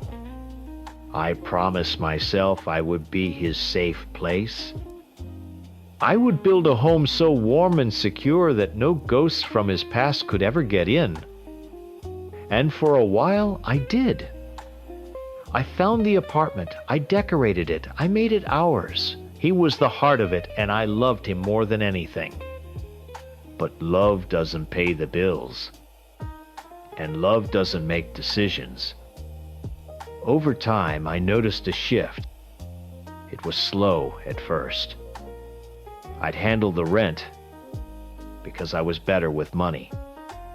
Then it was the utilities, the groceries, planning every single meal. I was the one who remembered his mom's birthday, who booked his dentist appointments, who figured out our taxes. He was just there. He'd kiss my forehead and tell me I was amazing, but he never stepped up. He never took any of the weight off my shoulders. His trauma was this constant silent guest in our house.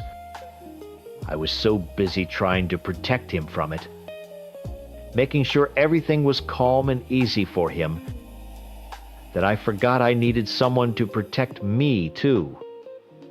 My friends L and T saw it before I was willing to admit it to myself.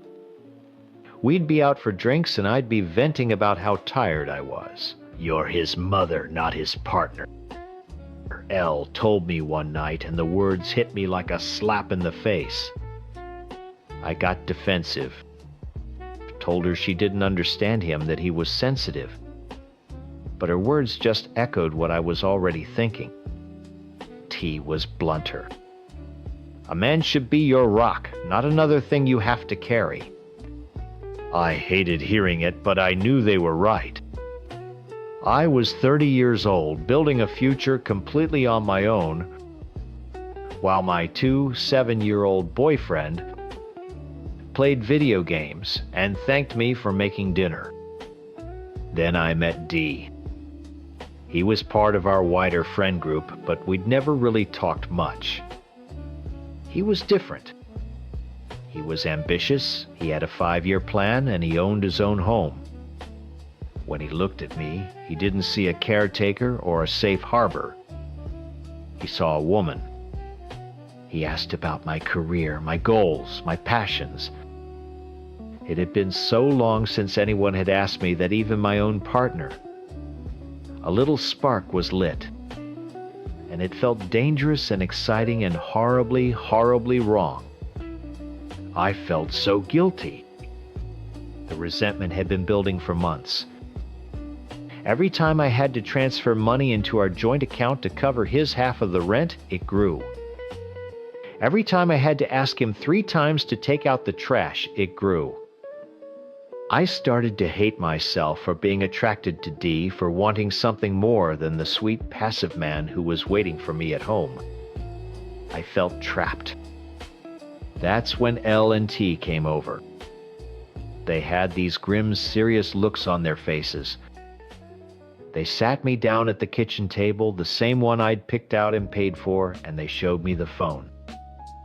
It was screenshots of a Tinder conversation. It was him. His picture, his name, talking to some girl. My first feeling wasn't shock or even sadness. It was relief. It was like a key turning in a lock I didn't even know I was trapped behind. It was the permission slip I had been secretly begging the universe for. I didn't question it. I didn't need to. It felt real because it confirmed my worst fear: his passivity wasn't just about his trauma. It was because he didn't really love me, didn't value me enough to fight for me or our life together. Of course, he was looking elsewhere. I was just the convenient mom figure who paid the bills. When he came home that night, I exploded. All the frustration I'd been swallowing for a year just came pouring out. I wasn't even thinking about the Tinder messages anymore. I was screaming about the bills, about the emotional labor, about feeling like a glorified house manager. I picked up one of his stupid potted ferns. He loved those plants more than anything, and I threw it against the wall. Soil and ceramic went everywhere.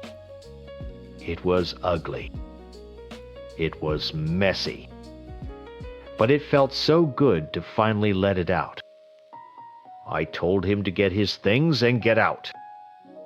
He just stood there looking stunned and hurt, which only made me angrier. He left and went to stay with his friends, that gay couple he was always hanging out with. I didn't care. The second the door closed behind him, the silence in the apartment felt like freedom. D was there. He picked up the pieces. He listened, he held me, he told me I deserved better. He was everything my ex wasn't: decisive, passionate, strong. He helped me clean up the mess, both literal and emotional. A few days later, I asked him to move in. It was fast, I know it was. But it felt like I was finally grabbing the steering wheel of my own life. I posted it on Facebook, a picture of me and Dee smiling. Sometimes you have to close one door to let a better one open. So happy for this new chapter. It wasn't just to hurt my ex, it was for me. It was a declaration that I was done. Of course, people started talking. His friends started posting things defending him, calling me crazy. I felt a flicker of panic. I had to make sure everyone knew I was the one who was wronged, so I sent him the screenshots. I texted them to him with a simple message: this is why. Don't ever contact me again. I needed him and everyone else to know that I had a reason. I wasn't the bad guy. For a few weeks, it was perfect. Dee and I were in our own little bubble. He made me feel alive again. But the real world has a way of popping bubbles. The drama online kept escalating, and Dee, who has a really strong sense of right and wrong, started to see things that didn't add up. One night we were sitting on the couch, and he was scrolling through his phone. He was quiet for a long time. Then he turned to me, his expression unreadable. "You know," he said slowly, "those homophobic comments your friends are leaving on his friends' posts are pretty disgusting." He paused, looking at me. "And something else is bothering me. The story it doesn't quite fit together." My blood ran cold. I tried to laugh it off, to make it a joke. "What do you mean it doesn't fit together? The guy cheated on me." "It's pretty simple." But Dee wasn't smiling. He just kept looking at me, his eyes searching my face for something I desperately didn't want him to find. "I don't know," he said, putting his phone down.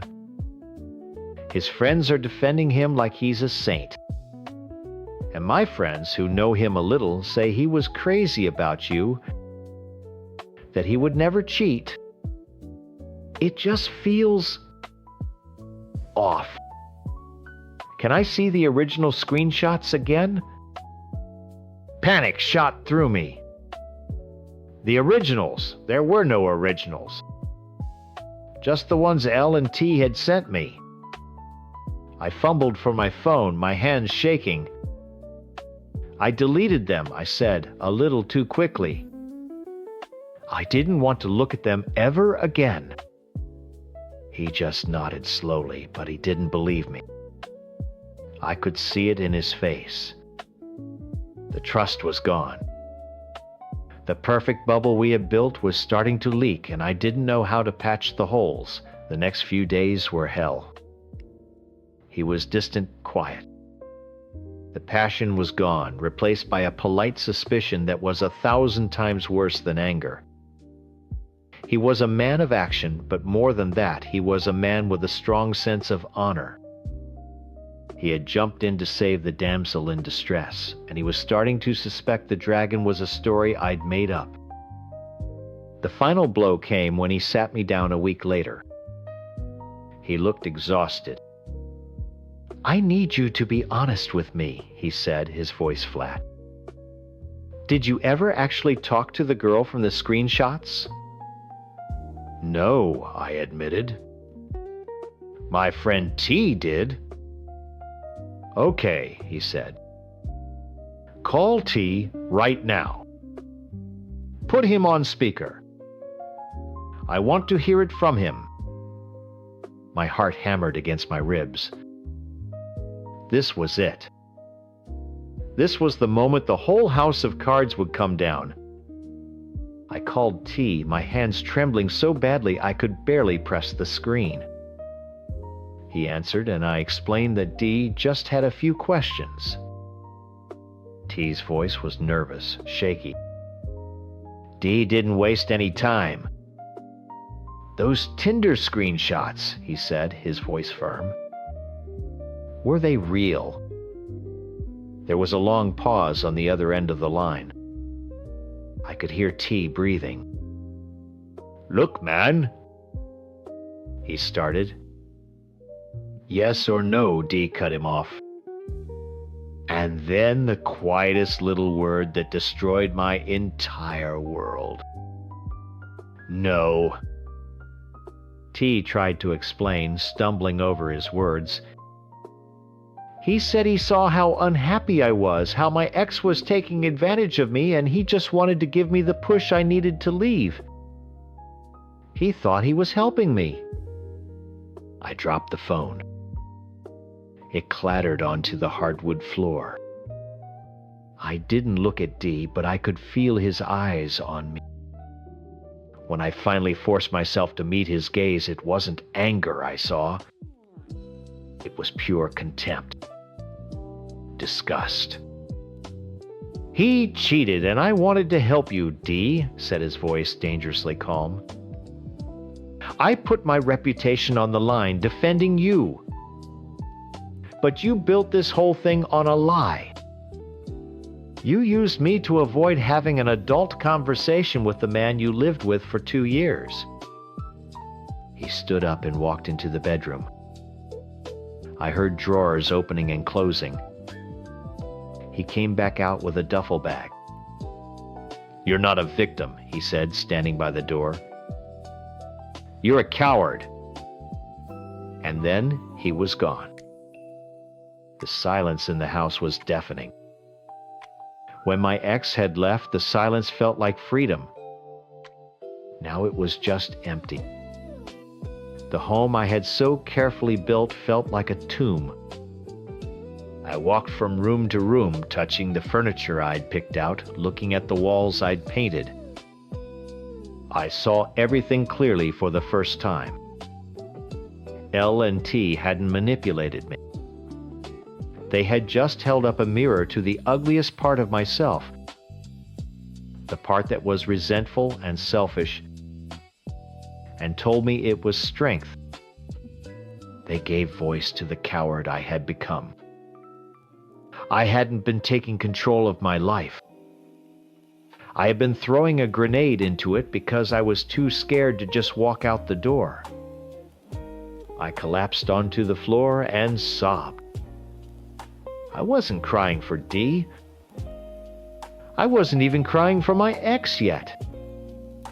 I was crying for myself. For the good person, I thought I was the woman who had vowed to be a safe place, who had instead become a destructive force.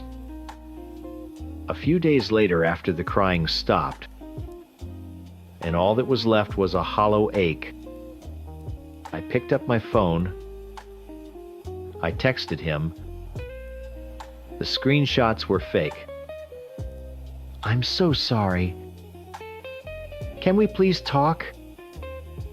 He agreed to meet me at a little cafe downtown. When I saw him walk, and my heart twisted. He looked tired, but he also looked calm, resolved. The hurt puppy I kicked out of my house was gone. In his place was a man I didn't recognize. We sat down and the words just spilled out of me. I told him everything. About the bills, about feeling like his mother, about the resentment that had been poisoning me for a year. I told him how wrong I was, how I should have just talked to him. I admitted the screenshots were a lie T had cooked up, but that I had wanted to believe them. He just listened, his face a neutral mask. When I was done, all my pathetic excuses laid bare on the table between us, he finally spoke. "I'm sorry you felt that way," he said. And his voice was so cold it chilled me to the bone. "I wish you had told me." Desperate, I reached for one last insane lifeline. "We can fix this," I pleaded. "I know I broke your trust. You can go sleep with someone else. To make it even. I don't care. I just want you back." The words sounded insane even to my own ears. It wasn't a power move. It was the incoherent babbling of a woman who had burned her own life to the ground and was now offering him the ashes. A flicker of something pity maybe crossed his face. "It's not about revenge," he said softly. "I could never trust you again. We're done. For good." He stood up, put a $10 bill on the table for our coffees, and walked out of the cafe without looking back. I sat there watching him go, and I felt a scream building in my chest. But it wasn't for him. He was gone, and I finally understood he wasn't coming back. The scream was for me. For the relationship I had destroyed, for the home I had wrecked, and for the good woman I used to be before I let my own bitterness turn me into the villain of my own story. I know what my husband has probably told you. He probably painted a picture of a liar, a cheater, a woman who destroyed our marriage with a secret email account. And he's not entirely wrong. I did those things. But if you're going to hear the story of how I set our life on fire, you deserve to know that I spent years shivering in the cold first. Our life was supposed to be a storybook. We were Mormon, young and in love with a straight path to the celestial kingdom. Then one day, my husband woke up and decided he didn't believe in God anymore. It didn't happen all at once. It was a slow, toxic leak. He stopped praying with me. He started spending hours, entire nights, reading angry websites and listening to angry podcasts. He wasn't just leaving the church. He was leaving me behind. He became a stranger who slept in my bed. The man who once held my hand and talked about our forever family now looked right through me, his eyes full of a bitterness I couldn't touch. For years I felt completely and utterly alone, like a ghost haunting the hallways of my own home. My needs, my feelings, my desire to be held or even just looked at, they didn't matter. His war with God was the only thing that was real. I tried everything to get him back. I begged, I pleaded, I read church books, I tried to pull him back to the faith that had once been our foundation. Nothing worked. After a while, he couldn't even stand to be in the same house with me, this living symbol of everything he now hated. We separated. And in that time apart, I did the one thing I thought I never would. I started reading the same things he did. I wanted to understand his pain, to meet him on his new turf. I went down the same rabbit hole, and it cost me everything. My faith, my family's approval, my entire understanding of the world. I deconverted. I gave it all up just to get on his side of the line. I thought that if I came home and said, "I see it now, I'm with you," that he would finally look at me again. But when I came back, he was still the same distant, angry man. The only difference was that now neither of us had God. We just had the giant empty space between us. The loneliness was a physical ache. It was a constant hunger for a kind word, a gentle touch, a sign that I was more than just furniture in his life. That's when the message popped up on Facebook. It was my ex-boyfriend. The one I loved before my mission, the one my parents told me I couldn't marry because he wasn't a returned missionary. We just started talking. It was so easy. He asked about my life, my work, how I was doing. He remembered little things about me, the girl I was, before my world fell apart. He spoke to me with a warmth and fondness that I hadn't felt in years. It was like coming up for air after being held underwater for a long, long time. It wasn't a plan. It was just a conversation that made me feel like a person again. Of course, the conversations went deeper.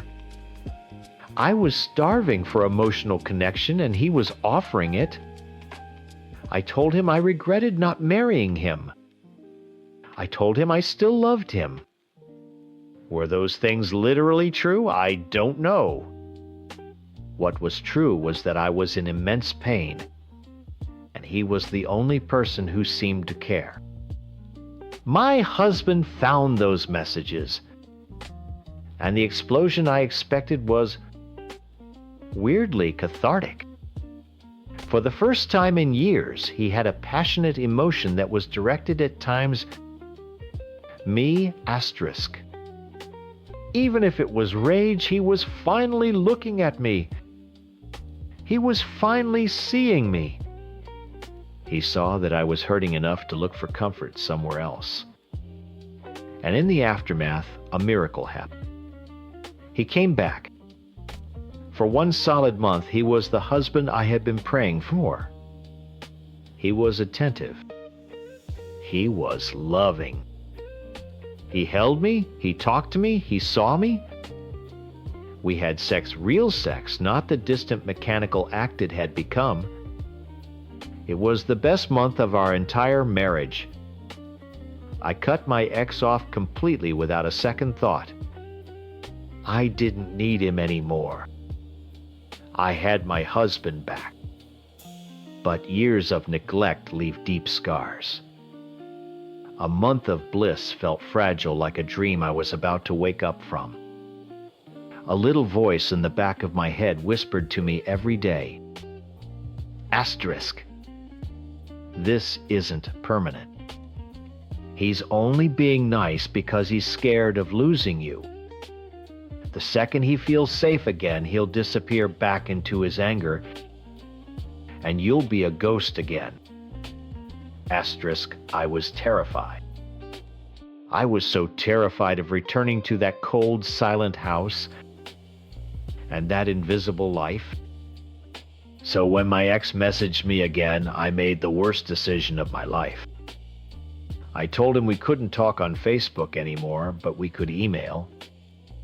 I created a new secret email address. It wasn't a plan to leave my husband. God, no! I was happier than I had been in a decade. It was a pathetic, cowardly attempt to keep a lifeline, a security blanket. I just wanted to know that if my husband's affection vanished again, there was one person in the world who would still talk to me. It was my secret little insurance policy against being abandoned again. The night we emailed it was like stepping into a fantasy. He was unhappy in his marriage. I was terrified in mine. We talked about the old days. He said he'd never stop loving me. It felt good to hear, like a drug. He started getting flirty, and I played along. I was an idiot. I was enjoying the attention, this secret validation that I was still desirable. He asked if I wanted to get a drink sometime. I said I couldn't, that things might get crazy. It was a vague, stupid thing to say, the kind of text you send when you're drunk on attention but have no intention of ever doing anything. When he asked if he was making me uncomfortable, I said no. I even wrote, "Have you forgotten me that much?" because I felt like my own husband had forgotten every part of me for years. Then he asked the question that should have been a giant red flashing stop sign. He asked if I missed him playing with my boobs. It was so crude, so direct, and it jolted me. But in that twisted, broken place I was in, it was also the most powerful thing he could have said. It was proof. Proof that someone remembered me as a physical, sexual woman. After years of feeling like a passionless phantom, it was a spark in the dark. My fingers hovered over the keyboard. My husband was asleep in the next room, the man I loved more than anything.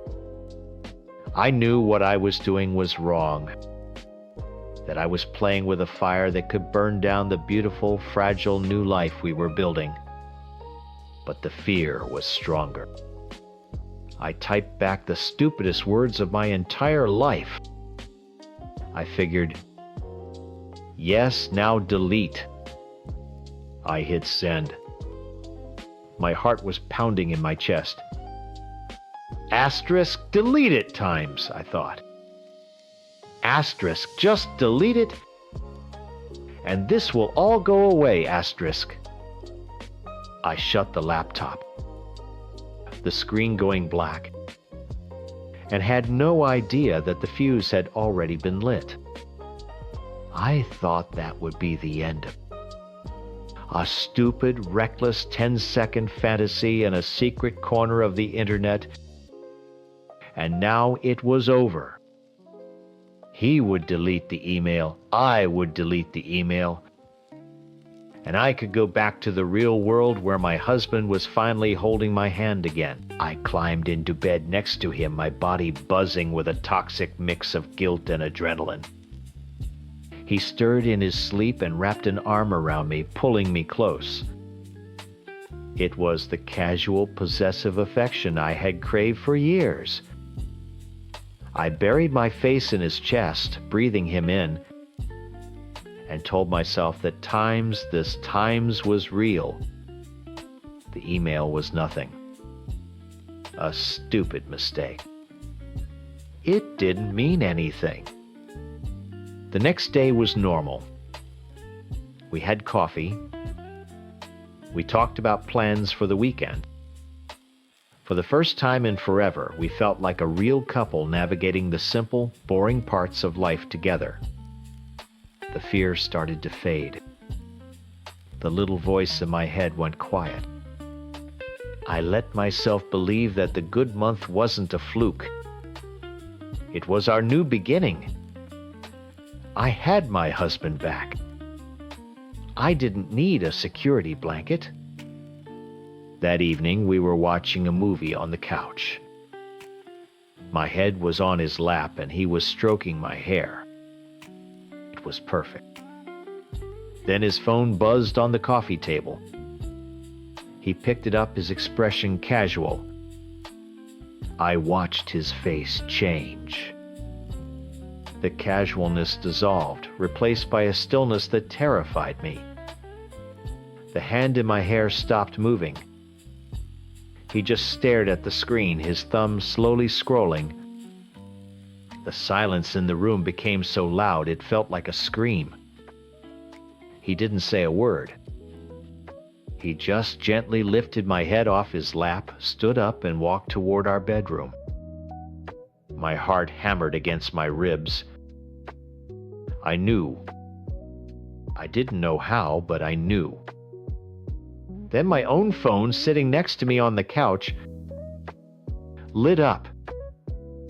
A text from a number I didn't recognize. My hands were shaking so badly, I could barely pick it up. There were only 3 words on the screen. Home-wrecking slut. The air left my lungs in a single painful gasp. His wife. He hadn't deleted the email. His wife had found it. And if she was texting me, there was no doubt in my mind where else she had sent it. the entire flimsy fantasy world I'd built, as my emotional fallout shelter came crashing down, burying me in the rubble of my own stupidity. I stumbled off the couch and ran to our bedroom. He was standing by the bed, just looking at his phone. He looked up when I came in, and his face broke my heart. There was no rage like the first time. The anger had been replaced by something so much worse, a hollow, dead look of utter betrayal. It was the look of a man who had decided to trust again and had been made a fool of for it. He didn't have to say anything. I saw the forwarded email on his screen. My words, his words, all laid out. And at the bottom, my pathetic, damning answer, I figured, yes, now delete. A sound came out of my throat that I've never heard before, a horrible mix of a sob and a scream. My legs gave out. I didn't fall to the floor because I was caught. I fell. Because in his eyes, I saw that beautiful, fragile, 1-month-old world we had built together shatter into dust. I had taken the most precious gift he had ever given me, a second chance, and I had set it on fire for a 10-second ego boost from a man I didn't even want. I was crying so hard I couldn't breathe. I crawled across the floor to him, grabbing onto his legs. "I'm sorry," I choked out over and over again. "Please, I'm so sorry. Please don't leave me." He just stood there looking down at me like I was a stranger. "I don't understand," he said, his voice flat and empty. "We were good. This last month, I thought we were finally good. We are." I sobbed, my face pressed against his jeans. It wasn't about him. I swear it wasn't. I was just scared. I was so scared it wasn't real, that you would disappear again. I needed to know someone saw me. It was a drug. It was stupid. I'm an addict. I don't know what's wrong with me. But I don't want him. I want you. The words tumbled out a pathetic, desperate confession. But even to my own ears, they sounded like the weakest excuses ever made. I was trying to explain the logic of a terrified animal, but all he could see was the bite. "So you lied," he said, pulling his leg away from my grasp. "You created a secret email. After everything we talked about, you looked me in the eye every day for a month, and you lied." I was going to stop. "It was one night. Please, you have to believe me," I begged. He shook his head slowly, a single tear finally rolling down his cheek. It was more devastating than a scream. "I can't," he whispered. "I can't do this anymore. I want a divorce." Hearing those words felt like dying. It was the sentence I had been dreading for years, the very outcome I had been so pathetically trying to insure myself against. And my actions, my cowardice, had made it happen. I wrapped my arms around his waist, holding on for dear life. No, please, we can fix this. I will fix this. I'll do anything. Please don't go." He didn't push me away. He just stood there rigid and cold and let me cry. That was days ago. We're still in the same house, but we might as well be on different planets. He sleeps on the couch. The silence is back, but it's heavier now, suffocating. It's filled with all the things I did and all the things he can't say. I keep trying to talk to him to explain the deep, ugly fear that drove me to be so reckless. But I can see that it doesn't matter. The why doesn't change the what. I destroyed his trust. I took his vulnerability and I stabbed it in the back. I was so terrified of being abandoned again that I behaved in a way that made it impossible for him to stay. I didn't want my ex. I have never wanted anyone but my husband. I just wanted my husband to want me so badly that I couldn't mess it up. And in the process, I messed it up beyond all recognition. Now I sit in this cold, quiet house, a ghost once again. And I know that this time I have no one to blame but myself. I'm the one who lit the match. I'm the wife who cheated. The one who got blackout drunk at a bachelorette party and ruined an 8-year wonderful relationship. That's the story you probably heard from my husband. He's a good man, he really is. He's kind, he's stable, and everyone loves him. And for 8 years, I loved him too. I was madly in love with the life we built. At least the lifetimes he times built. Our life is like a perfect little snow globe he keeps on his desk. He picked out the little house, the little trees, and the tiny smiling woman figure inside. Me. From the outside, it's beautiful. Everyone says so. You guys are the perfect couple, they tell us. Relationship goals. He loves to hear that.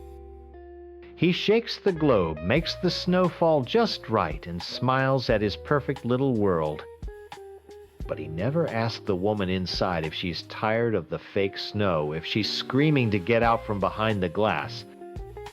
He loves me. Or rather, he loves the idea of me. I'm 31 just like him, but I'm petite. I'm a lightweight, something he always says with a fond, protective smile. He loves that he has to look after me, that I need him. In the beginning, it was romantic. But over 8 years, our growth together started to feel a lot like my own personal growth just stopping. I became his wife, and everything that was just times me, times got sanded down and packed away. My opinions got softer. My dreams got smaller, fitting neatly into the life he'd planned for us. This wasn't the first time I'd gotten blackout drunk. It's happened a few times over the years, usually at a wedding or a big party. He always saw it as me being a bit silly, a bit irresponsible. He'd swoop in the charming husband, taking care of his tipsy wife, and guide me home. He never understood that those weren't accidents. They were escape attempts. They were the only times I could find the off switch for the part of my brain that was constantly performing, constantly smiling, constantly being the perfect, delicate figure in his snow globe. He was always there to catch me, though. He or our friends would get me home before I could really break free, before I could do any real damage to his creation. The bachelorette party felt different. It was my chance to breathe. Before he even dropped me off while we were still in the car, I asked him to stop at a liquor store. I ran in and bought a few mini bottles of vodka. He just laughed.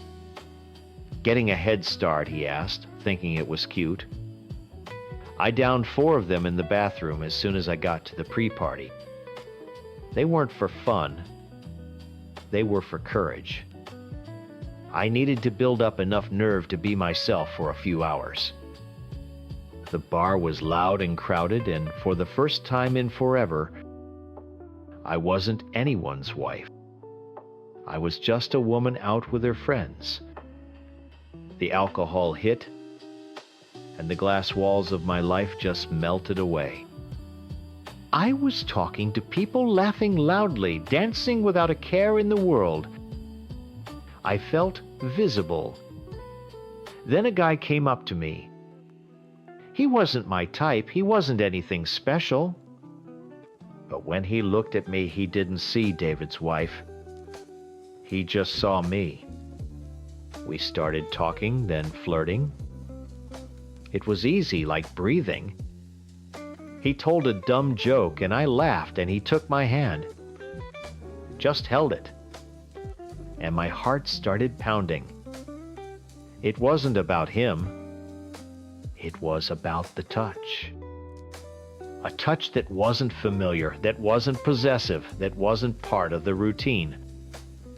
It was a chaotic, stupid, reckless confirmation that I was still in here. That I could still get a reaction from the world on my own. The rumors, said I, made out with 3 guys. I don't think that's true. The night is a blur, a collection of loud music and bright lights.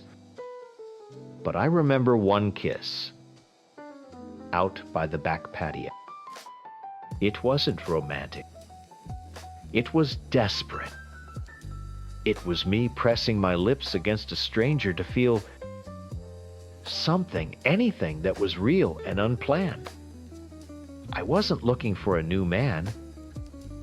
I was frantically searching for my old self. Sometime during all of this, I lost my friends. I lost my phone. I didn't even care. Losing my phone felt right. It was like I'd cut the cord to my curated life. No text from my husband asking when I'd be home. No Instagram feed of our perfect life. For a glorious 3 hours, I was completely disconnected. I was free. The blackout wasn't an excuse I made up later. It was a mercy. My brain just shut down, unable to handle the whiplash between the person I am and the person I was pretending to be. The guy I'd been talking to, the one I kissed, saw I was alone and drunk. He offered me a ride home. My friends were gone. I had no phone and no money for a cab. So I said yes. The car ride is a complete blank. The next thing I remember clearly is the crunch of his tires on our gravel driveway. It was 8 p.m. I stumbled out of the car, said a clumsy thank you, and walked towards my own front door. The porch light was on. I could see my husband's silhouette through the window, pacing back and forth. As my hand touched the cold brass of the doorknob, a wave of dread washed over me. The air outside was free, but I knew the moment I stepped inside, the glass of the snow globe would seal itself around me again. I took one last deep breath of the night air and turned the key. He opened the door before I could, his face a storm of relief and worry. "Oh my God, where have you been? I was so worried," he said, pulling me into a hug. I leaned against him, the smell of his laundry detergent filling my senses, a scent that meant safety and suffocating sameness. I let him guide me inside, my brief escape officially over. I felt exhausted. I mumbled something about losing my friends and my phone, and he helped me upstairs to our bedroom. He took off my shoes and tucked me into bed, kissing my forehead. I pretended to be asleep before he even left the room. I thought maybe that was it. Maybe I could just sleep it off and pretend it was a dream. I woke up the next morning with a pounding headache and a dry mouth. David had already left for work. For a few seconds, there was peace. Then I saw my friend's phone, which she must have left on my nightstand after dropping off my purse last night. I picked it up to check the time, and the screen lit up with a text message she'd received an hour ago from one of the other girls at the party. It read, "Hey, we need to talk about last night. Things got really out of hand with her. David needs to know." My blood ran cold. My hands started shaking so badly I almost dropped the phone. David needs to know. That sentence was a death sentence for the tiny 3-hour life I had lived last night. They were going to tell him.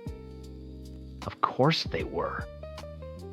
They were his friends as much as they were mine. They were all invested in keeping the snow globe perfect. A crack in the glass would reflect badly on all of them. I spent the next few hours in a fog of panic. I thought about running, just packing a bag and leaving before he got home. But where would I go? What would I do? All my accounts, my car, my life, it was all tied up with his. He had built this life and I had let him. I was completely dependent on my own jailer. He came home early. I heard his car pull into the driveway at 2 p.m. I knew immediately that someone had called him. He walked in, and the look on his face wasn't the relief and worry from the night before. It was cold.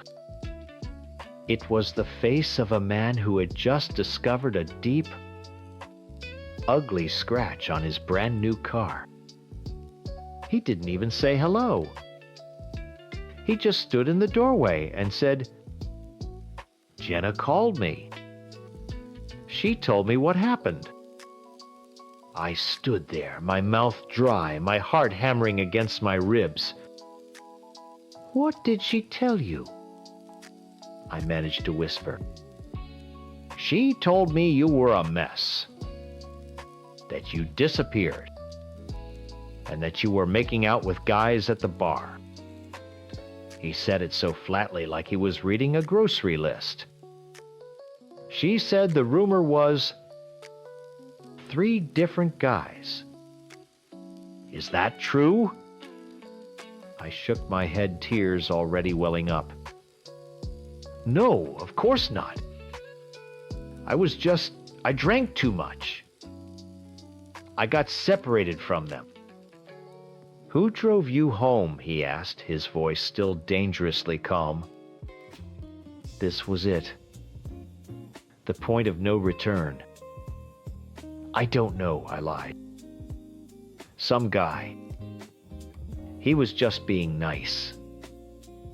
Just being nice, he repeated, a bitter, humorless laugh escaping his lips. Jenna said you were all over him, holding his hand, kissing him. The guy who drove you home. What's his name? I don't remember, I said, and this time it was mostly the truth. The name, the face, it was all a blur. The only thing I remembered was the feeling. David, I was blackout drunk. I swear, I don't remember most of the night. I'm so sorry. How do you explain to the man who owns the snow globe that you were just trying to see if you could still breathe outside of it? How do you tell him that the thing that is soul-crushing for him was the most alive you've felt in years? You can't. So you say you don't remember. You cry. You let him think it was the alcohol's fault, a monstrous mistake, and not a desperate choice. His cold fury finally broke and he just crumpled. He started yelling then, not about other men, but about me. About my carelessness. About how scared he was when he couldn't reach me. He was hurt, I know he was. But underneath the hurt was something else. Embarrassment. Possession. His perfect wife had malfunctioned in public. I had damaged his reputation, our reputation. I had proven that I couldn't be trusted, that I needed to be looked after even more carefully than before. We ended up on the floor, both of us crying. He was crying for the crack in his perfect creation. I was crying for the freedom I'd tasted and lost. I held him and told him how sorry I was, how much I loved him, how it would never happen again. Every word felt like a nail in my own coffin. I was mourning my escape while he was mourning the illusion. By the time the sun set, we were exhausted. We were lying in bed, the huge space between us feeling like a canyon. He turned to me, his eyes red and swollen. "You can't drink anymore," he said. It wasn't a suggestion. It was a condition. Ever. I just nodded. "Okay." "I mean it," he said, his voice hardening again. "If you can't control yourself, then you just can't do it. No more girls' nights out for a while. And I don't want you talking to other men when I'm not around. I need to be able to trust you again. Unconditional surrender. That's what it was. I didn't fight.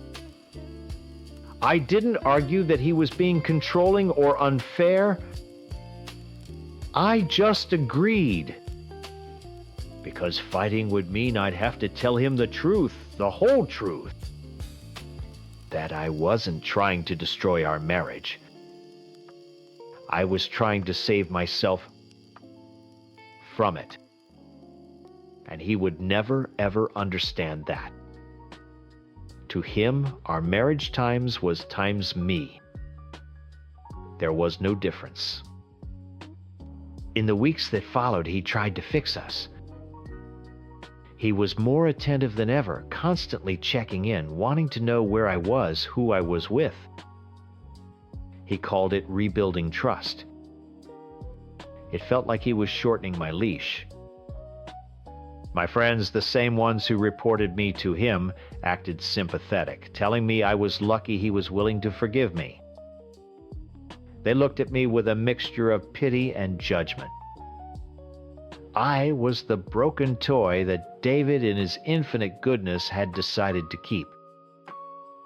He doesn't know the whole truth. He knows I kissed another man. He thinks it was a drunken mistake that I deeply regret.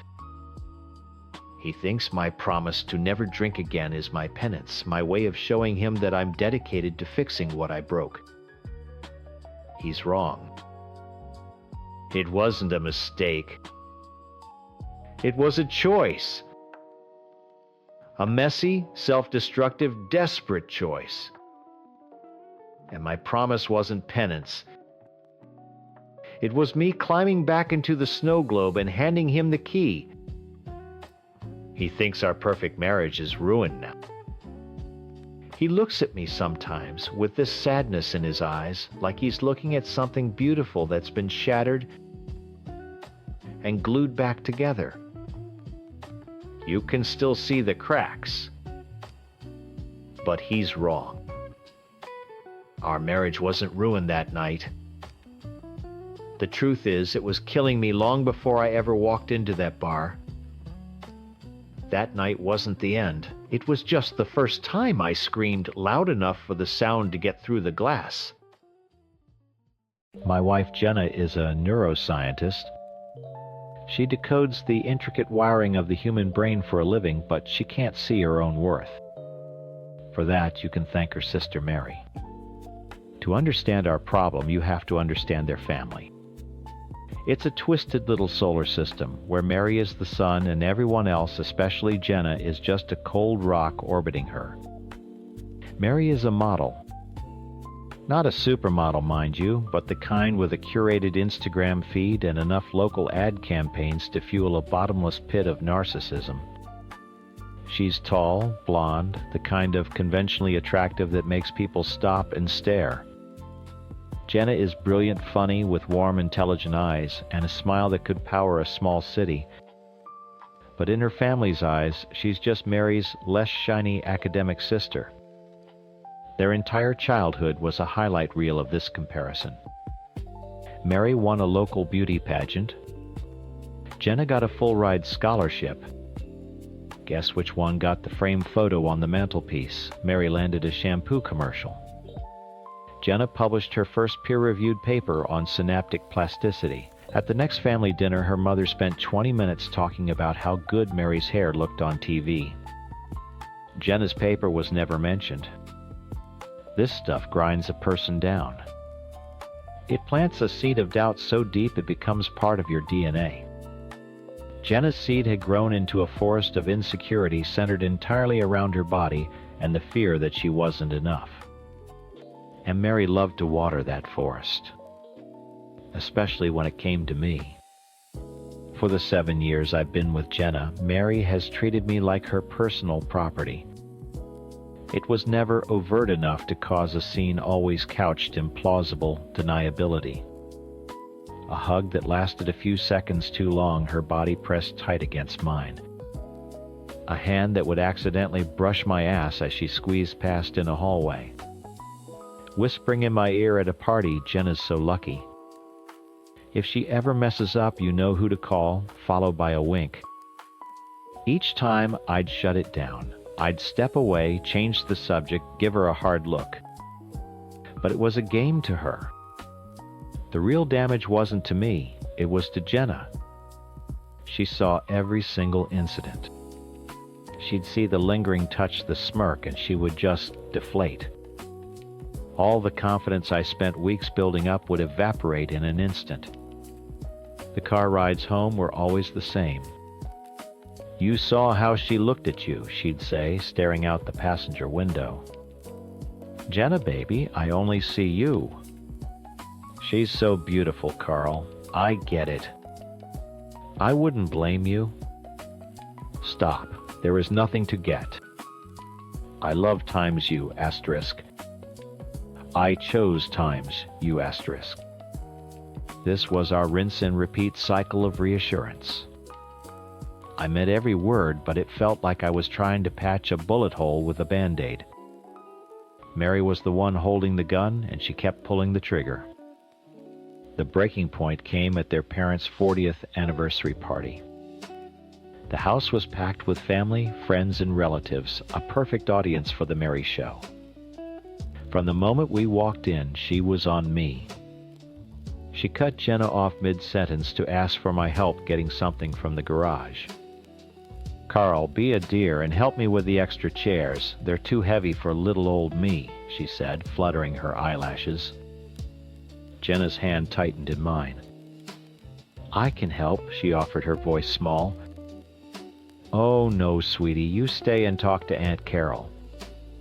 Carl's a big, strong man. He can handle it." I gave Jenna's hand a squeeze. "Be right back," I mouthed. In the garage, the air was thick with the smell of gasoline and dust. Mary didn't even look at the chairs. She closed the door connecting to the kitchen, plunging us into the dim light of a single bare bulb. "So," she said, her voice dropping an octave, "how are things times really asterisk?" "Things are great, Mary. Let's just grab the chairs." I turned to a stack of folded plastic chairs against the wall. She stepped in front of me, blocking my path. She was wearing a red dress that was practically painted on. "You must be so bored," she purred, placing her hands flat on my chest. "All that talk about neurons and brain stems. Don't you ever just want to have some fun?" "Mary, knock it off." I tried to sidestep her, but she moved with me, pressing her body fully against mine. Her intent was unmistakable. I could feel the heat of her skin through my shirt. My blood ran cold. "She doesn't have to know," she whispered, her face inches from mine. "We can have our own little secret." Then she leaned in and tried to kiss me. It was like a switch flipped. All the years of polite deflection of trying to keep the peace for Jenna's sake vanished. I grabbed her by the arms, pushed her back so hard she stumbled against a workbench. "Don't you ever touch me again," I said, my voice low and shaking with rage. "What the hell is wrong with you?" Her expression shifted from seduction to shock, then to a venomous glare. "You'll regret that," she hissed. I didn't even answer. I yanked the door open and walked out, leaving her standing there. The noise of the party hit me like a wall.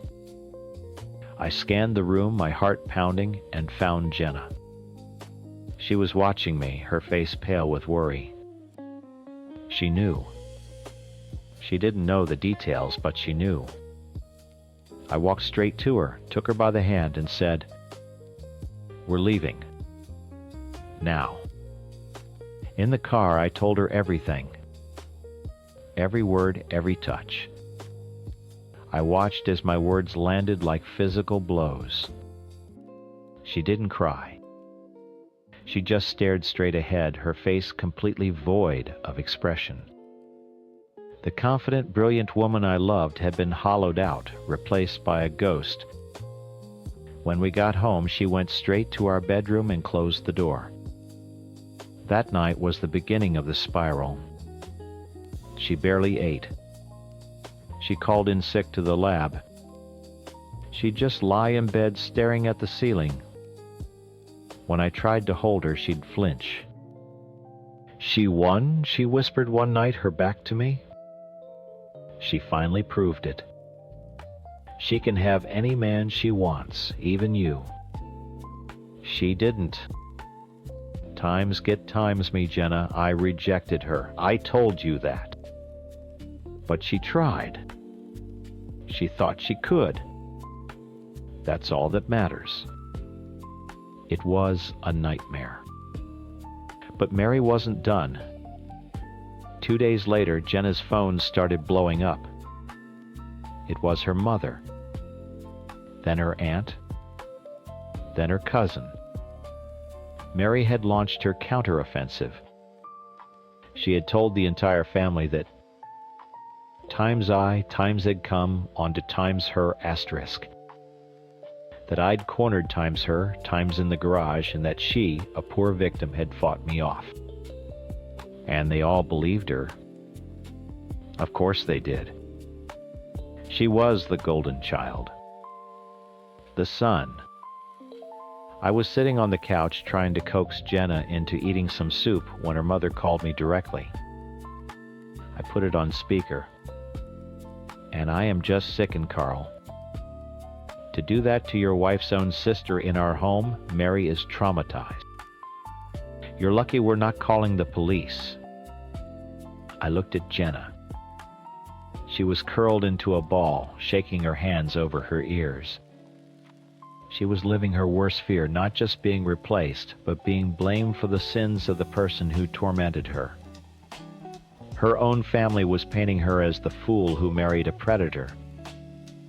I hung up on her mother. The silence in the room was deafening. I felt a rage so pure it almost choked me.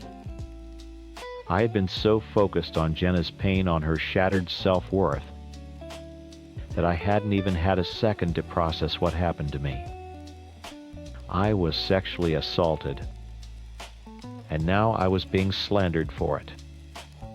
Jenna slowly uncurled. She looked at me, her eyes vacant. "Maybe they're right," she said, her voice a dead flat whisper. "Maybe I should just leave. It would be easier for everyone." That dead flat whisper was the most terrifying sound I had ever heard. It wasn't the sound of sadness. It was the sound of surrender. And it snapped something inside me. "No," I said, my voice hard. I stood up and walked over to her, kneeling in front of the couch. "No, you don't get to say that. Asterisk, she times doesn't get to win." Jenna wouldn't look at me. "She already has." Bullshit. "Jenna, look at me." I waited until her eyes, clouded with defeat, finally met mine. "That woman sexually assaulted me. Your sister assaulted your husband. And then she and your mother ganged up to call me a liar and a predator. This isn't about your body or your accomplishments anymore. This is about them trying to destroy our marriage. Destroy times us, asterisk. I am not letting that happen. Are you?" For the first time in days, a flicker of something other than despair crossed her face. Anger. Good. Anger was fuel. "What do we do?" she asked, her voice barely audible. "We cut them out," I said, no hesitation. "A tumor doesn't get visitation rights. We cut them out. All of them. Mary. Your mother. Your father for letting it happen. No calls, no texts, no holidays. We're done." She stared at me, her mind clearly racing, weighing a lifetime of toxic loyalty against this single, clarifying act of self-preservation. She slowly, deliberately nodded. Done.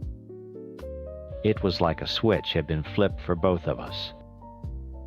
We went from victims to a team. That night, we blocked their numbers. We drafted an email, short, cold, and final, and sent it to her parents, stating that due to Mary's actions and their subsequent lies, we would no longer be in contact. We were a united front. It felt like the first clean breath of air after being trapped underwater. The peace lasted 48 hours. On Wednesday, I got a summons to my boss's office. David is a good guy, a straight shooter who I've worked with for a decade. He looked uncomfortable, which made me uncomfortable. "Carl, close the door," he said grimly. "I got a strange call this morning. From a Mary, your sister-in-law." My blood turned to ice.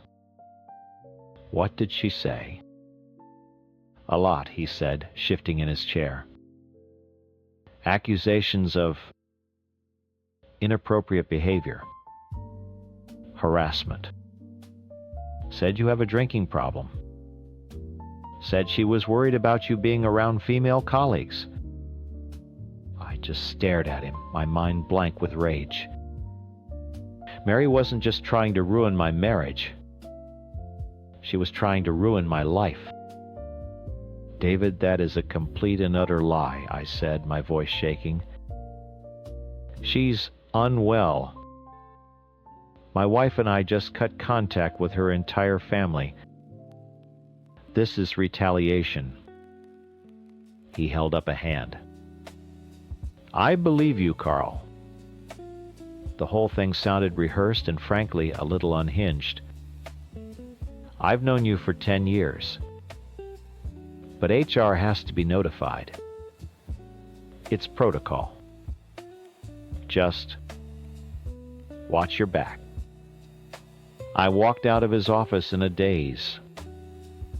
But the real attack came an hour later. My work phone started vibrating off my desk.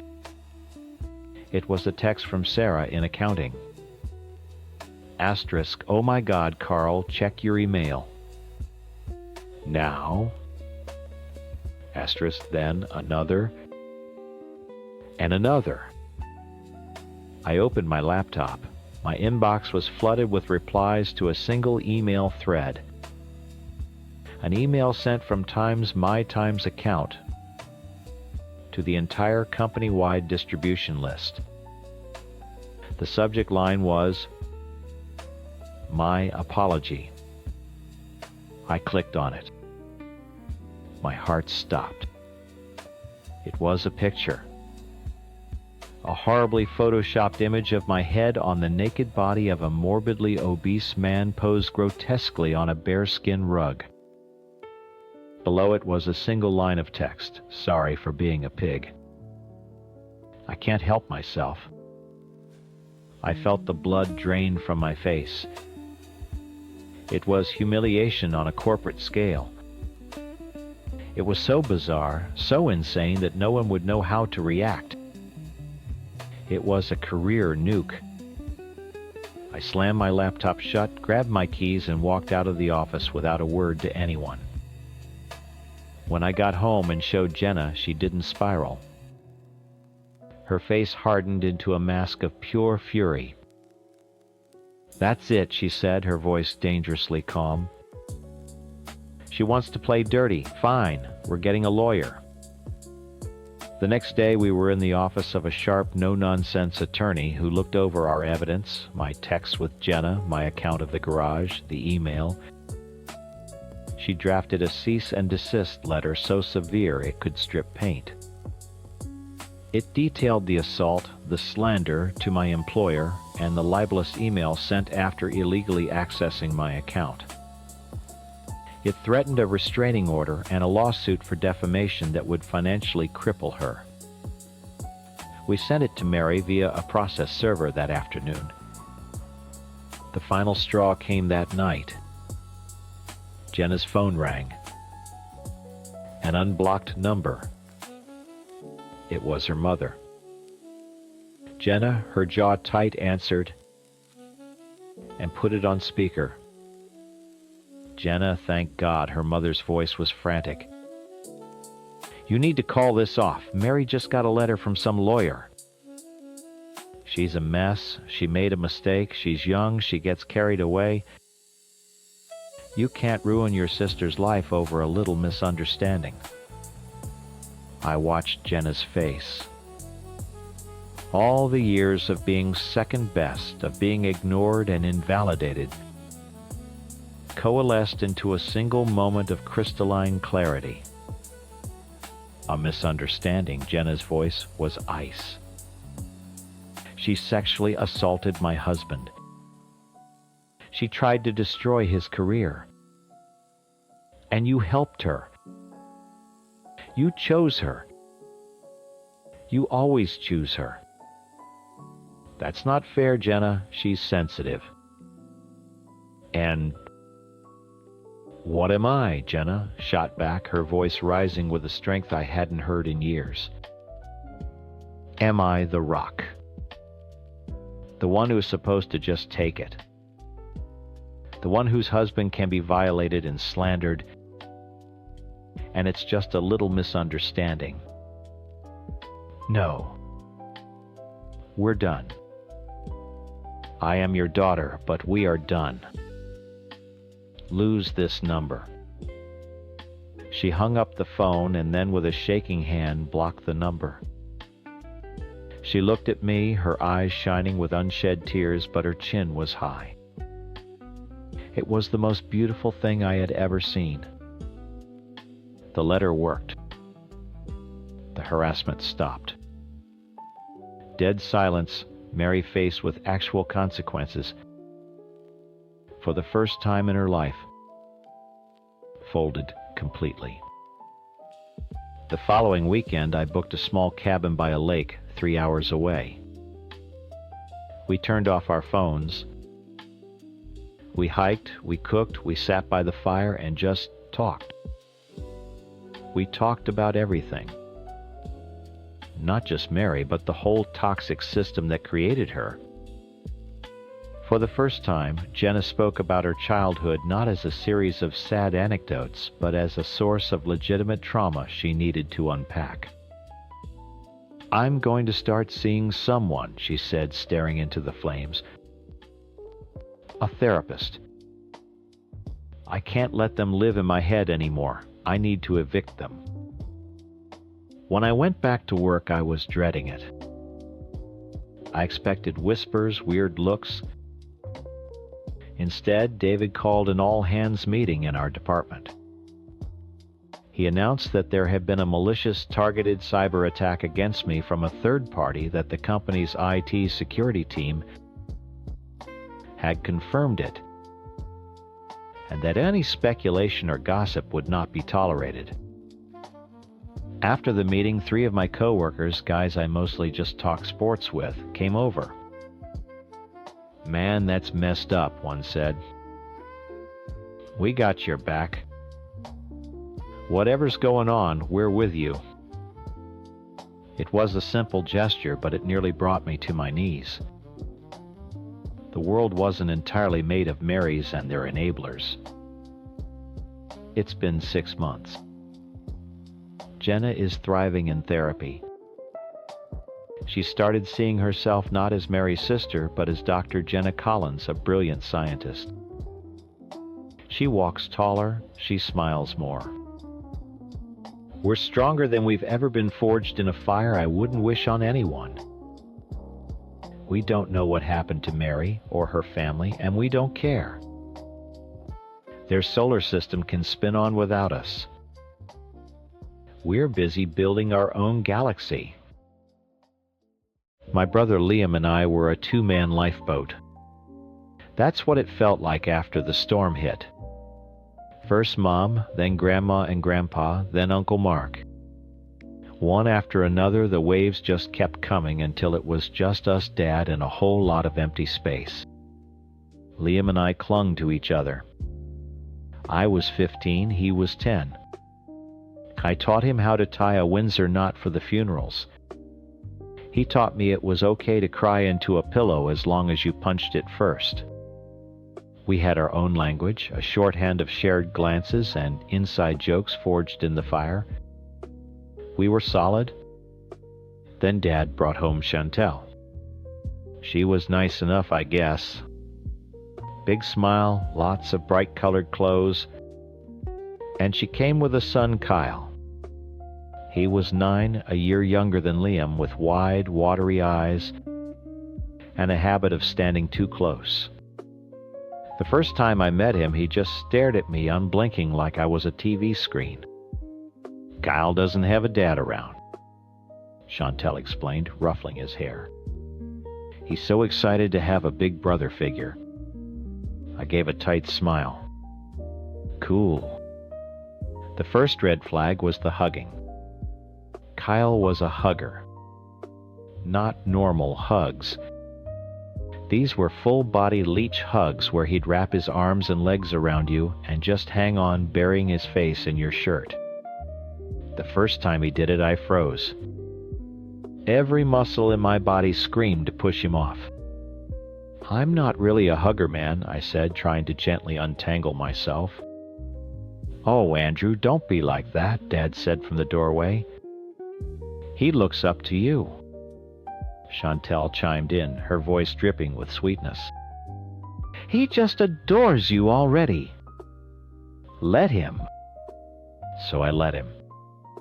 I stood there stiff as a board while this strange kid squeezed the air out of me. It felt wrong. It felt like I was being forced to swallow something I was allergic to. My personal space, the little I had left, was gone. And every time I tried to reclaim it, I was the bad guy. "Let Kyle come with you and your friends."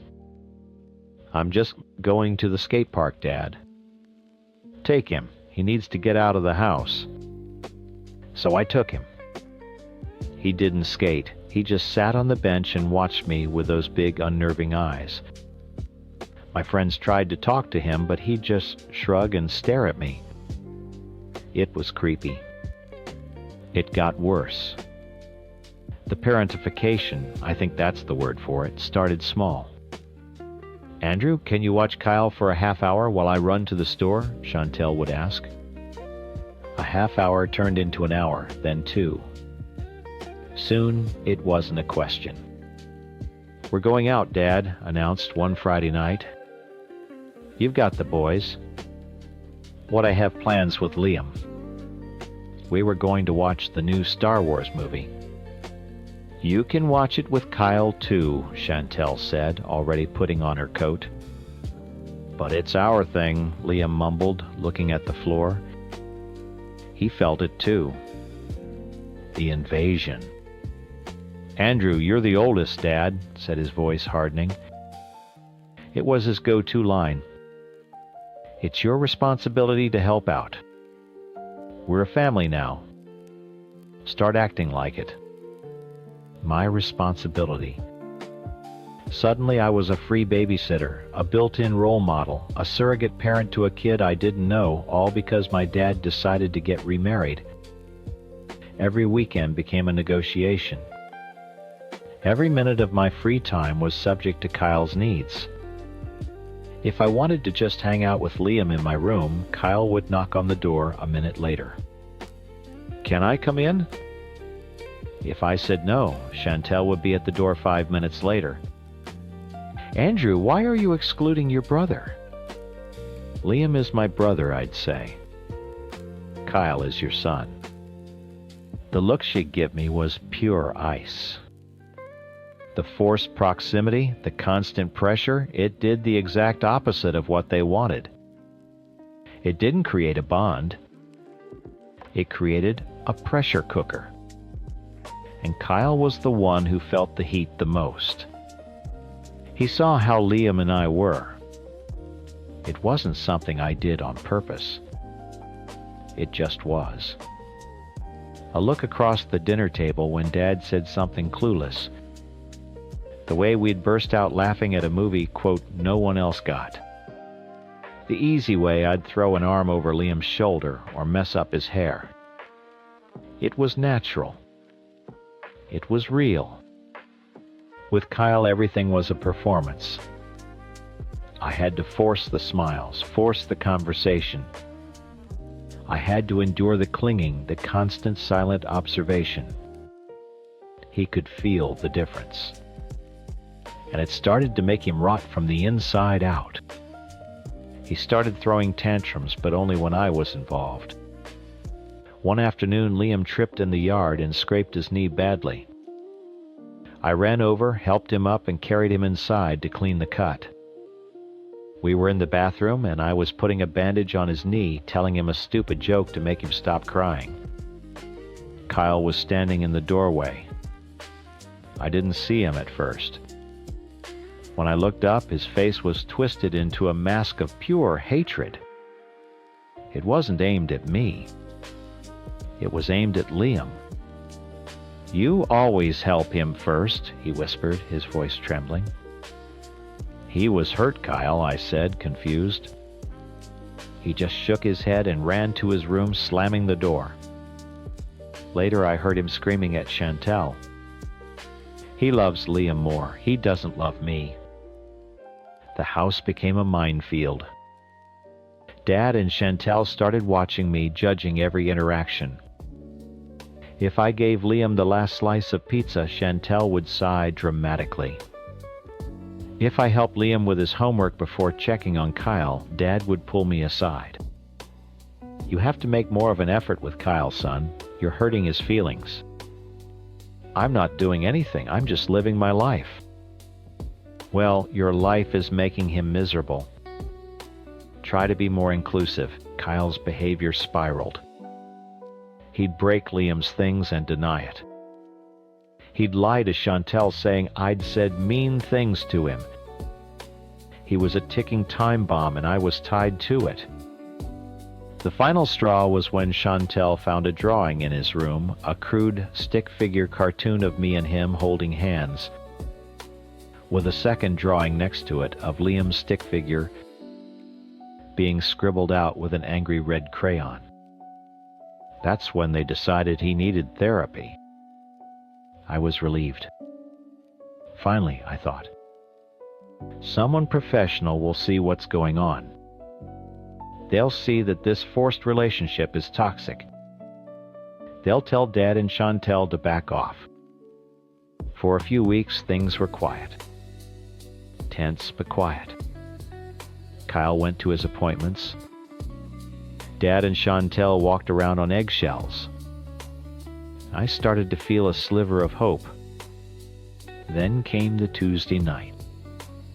Dad and Chantel had just gotten back from a meeting with Kyle's therapist. They told me to come into the living room. They told Liam to stay in his room. The air was thick and heavy, like right before a thunderstorm. I sat on the armchair across from them on the couch. Chantel was twisting a napkin in her hands, her knuckles white. Dad's face was like stone. "We spoke with Dr. Evans today, Dad," began his voice flat and devoid of emotion. "About Kyle." I just nodded, waiting. This was it. The moment of reason. "She told us what Kyle has been talking about," Chantel said, her voice barely a whisper. "The root of his anxiety. His anger." She looked up at me, and her eyes were filled with something I couldn't place. It wasn't sadness, it was colder than that. Dad took a deep breath. "Kyle made a confession, Andrew. He told his therapist why he's been so unhappy." He paused, letting the silence stretch, letting the weight of the moment crush me before he even said the words. He told her that he hates Liam. He said he wishes Liam was gone. My blood ran cold.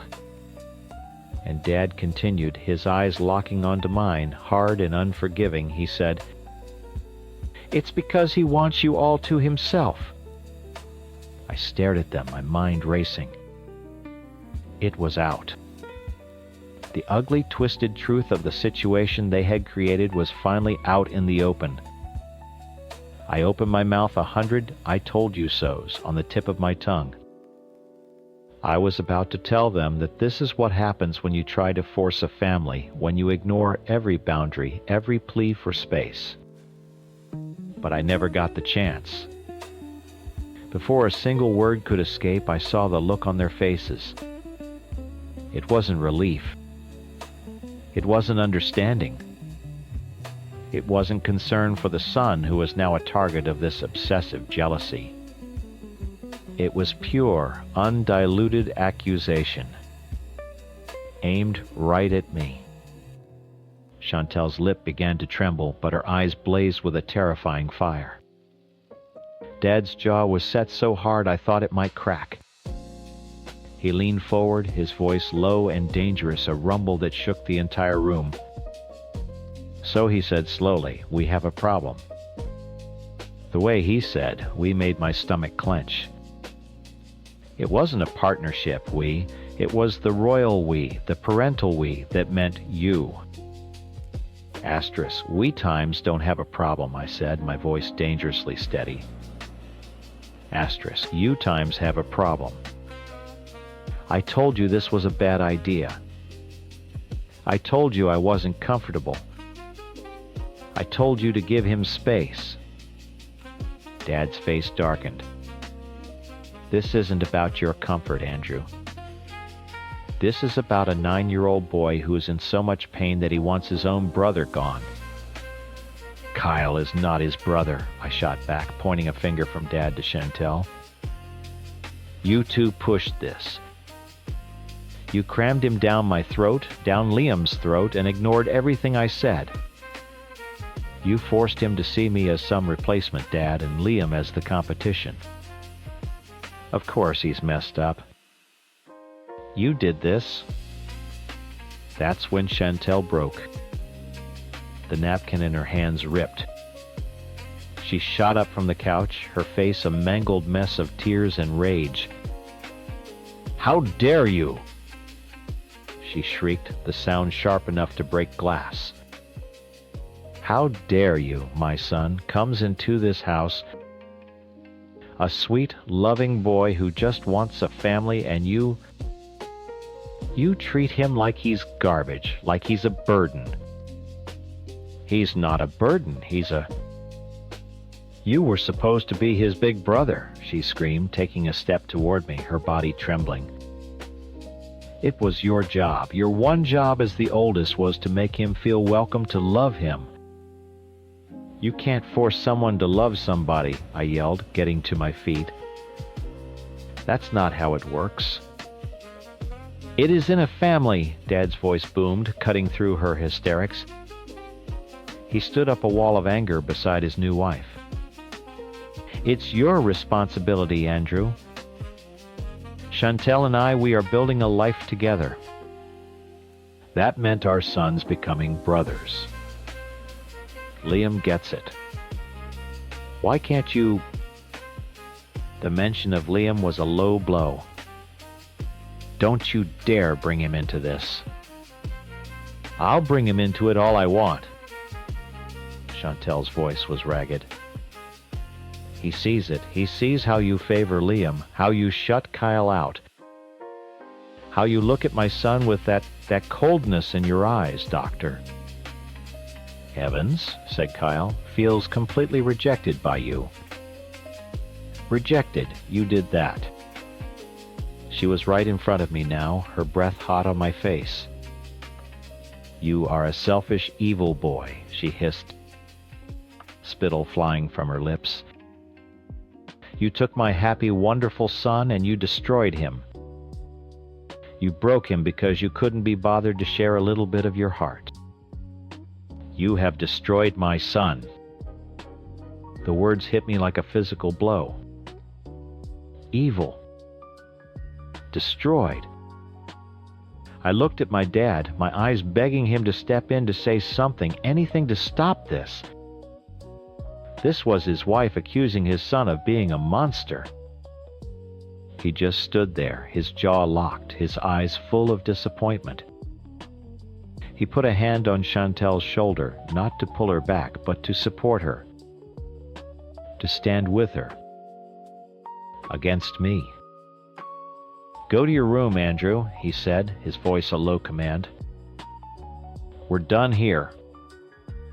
I stumbled backward, the room spinning. I didn't say another word. I turned and walked out, their combined glare burning into my back. I felt like a stranger, an intruder in my own home. When I opened my bedroom door, Liam was sitting on my bed, his knees pulled up to his chest. He'd heard everything. I didn't have to ask. His face was pale. I shut the door and leaned against it, the adrenaline finally draining out of me, leaving a hollow, shaking coldness behind. It's not your fault, Liam whispered into the silence. They think it is, I said, my voice cracking. I slid down the door and sat on the floor, burying my face in my hands. The accusation echoed in my skull. Asterisk, you destroyed him. Evil. Asterisk. Was I? Had I been cruel without realizing it? Was it really my job to fix a kid who'd been broken long before he ever met me? The gaslighting was like carbon monoxide. Invisible, odorless, but utterly toxic. I could feel it poisoning me, making me doubt my own reality. Maybe if I had just tried harder, faked it better, let him cling to me until he squeezed all the life out of me. Would he be okay then? Would they be happy? Liam got off the bed and sat on the floor next to me, leaning his shoulder against mine. The same way we'd sat through funerals. The same way we'd weathered every storm. He didn't say anything else. He didn't have to. His presence was the only thing that felt real in a house built on lies. We were still a two-man lifeboat, but the water was rising inside. The next few weeks were a new kind of hell. A quiet, cold war. Chantel wouldn't look at me. If she had to speak to me, her voice was clipped and brittle. Dad spoke to me only about logistics, chores, school appointments. The warmth was gone. I was no longer his son. I was his problem. The project that had failed. They doubled down on Kyle. They coddled him, showered him with gifts, took him on special Just Us 3 outings. They were trying to repair the damaged times I had supposedly done. It was a performance, and I was the villain of the play. I ate my meals in my room. I spent all my time with Liam. We became ghosts in our own home, speaking in whispers, our laughter muted. The message was clear. My existence was an inconvenience, my boundaries an act of aggression. They had chosen their side. They had prioritized the fantasy of their perfect blended family over the well-being of their actual son. I was trapped. But as I sat there night after night listening to the fake laughter from the living room, something inside me started to shift. The guilt so carefully manufactured and forced upon me began to curdle into a hard, cold knot of anger. They wanted me to be Kyle's brother, fine. Chantel thought I'd destroyed her son. She hadn't seen anything yet. My revenge wouldn't be loud or explosive. It would be quiet. It would be precise. I was going to give them exactly what they asked for. It started a week later. Dad and Chantel were going out for their anniversary. A big deal. "Andrew, you're watching the boys tonight," Dad said, not looking up from tying his shoes. It wasn't a request. "Okay," I said, my voice flat. They left. Liam was at a friend's house for a sleepover. It was just me and Kyle, the perfect setup. He sat on the couch watching me with those wide, expectant eyes.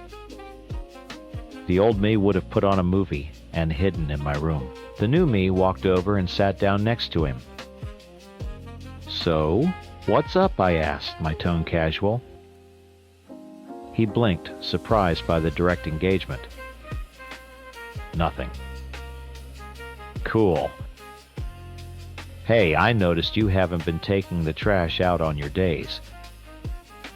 That's kind of a lame move, man. You've got to pull your weight."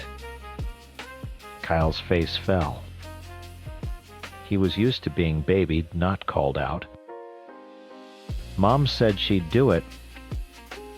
"Yeah, but it's your chore. You got to be responsible for your own stuff," I said, clapping him lightly on the shoulder. "That's what brothers do. They keep each other honest." I gave him a smile that didn't reach my eyes. "Go take it out now." "It's overflowing." He stared at me confused before shuffling off to the kitchen. Later, when Chantel and Dad got home, she came to find me. Kyle said, "You were being mean to him." Mean I feigned surprise. I just told him he needed to do his chore. I'm his big brother, right? It's my responsibility to teach him these things. To help him become a better person. I used their own words, twisting the knife. "Isn't that what you wanted?" She stared at me, her mouth opening and closing.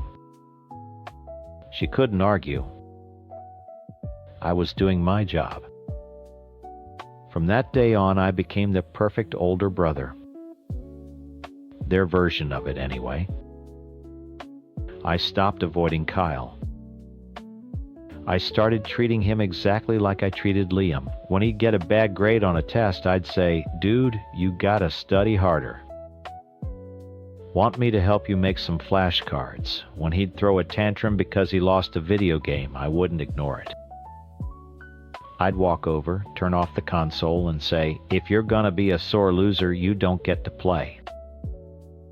Every action was framed in the language of brotherly love and responsibility they'd bludgeoned me with. I was helping. I was mentoring. I was parenting. And they absolutely hated it. Chantel's precious perfect boy was suddenly being held accountable. Dad's easy fix was becoming complicated. They couldn't call me evil or selfish because I was constantly cheerfully performing the very role they had assigned me. The more brotherly I became, the more miserable they got. I wasn't destroying Kyle. I was destroying their delusion. And as I watched the carefully constructed walls of their fantasy family begin to crack, I felt for the first time in a long time like I could finally breathe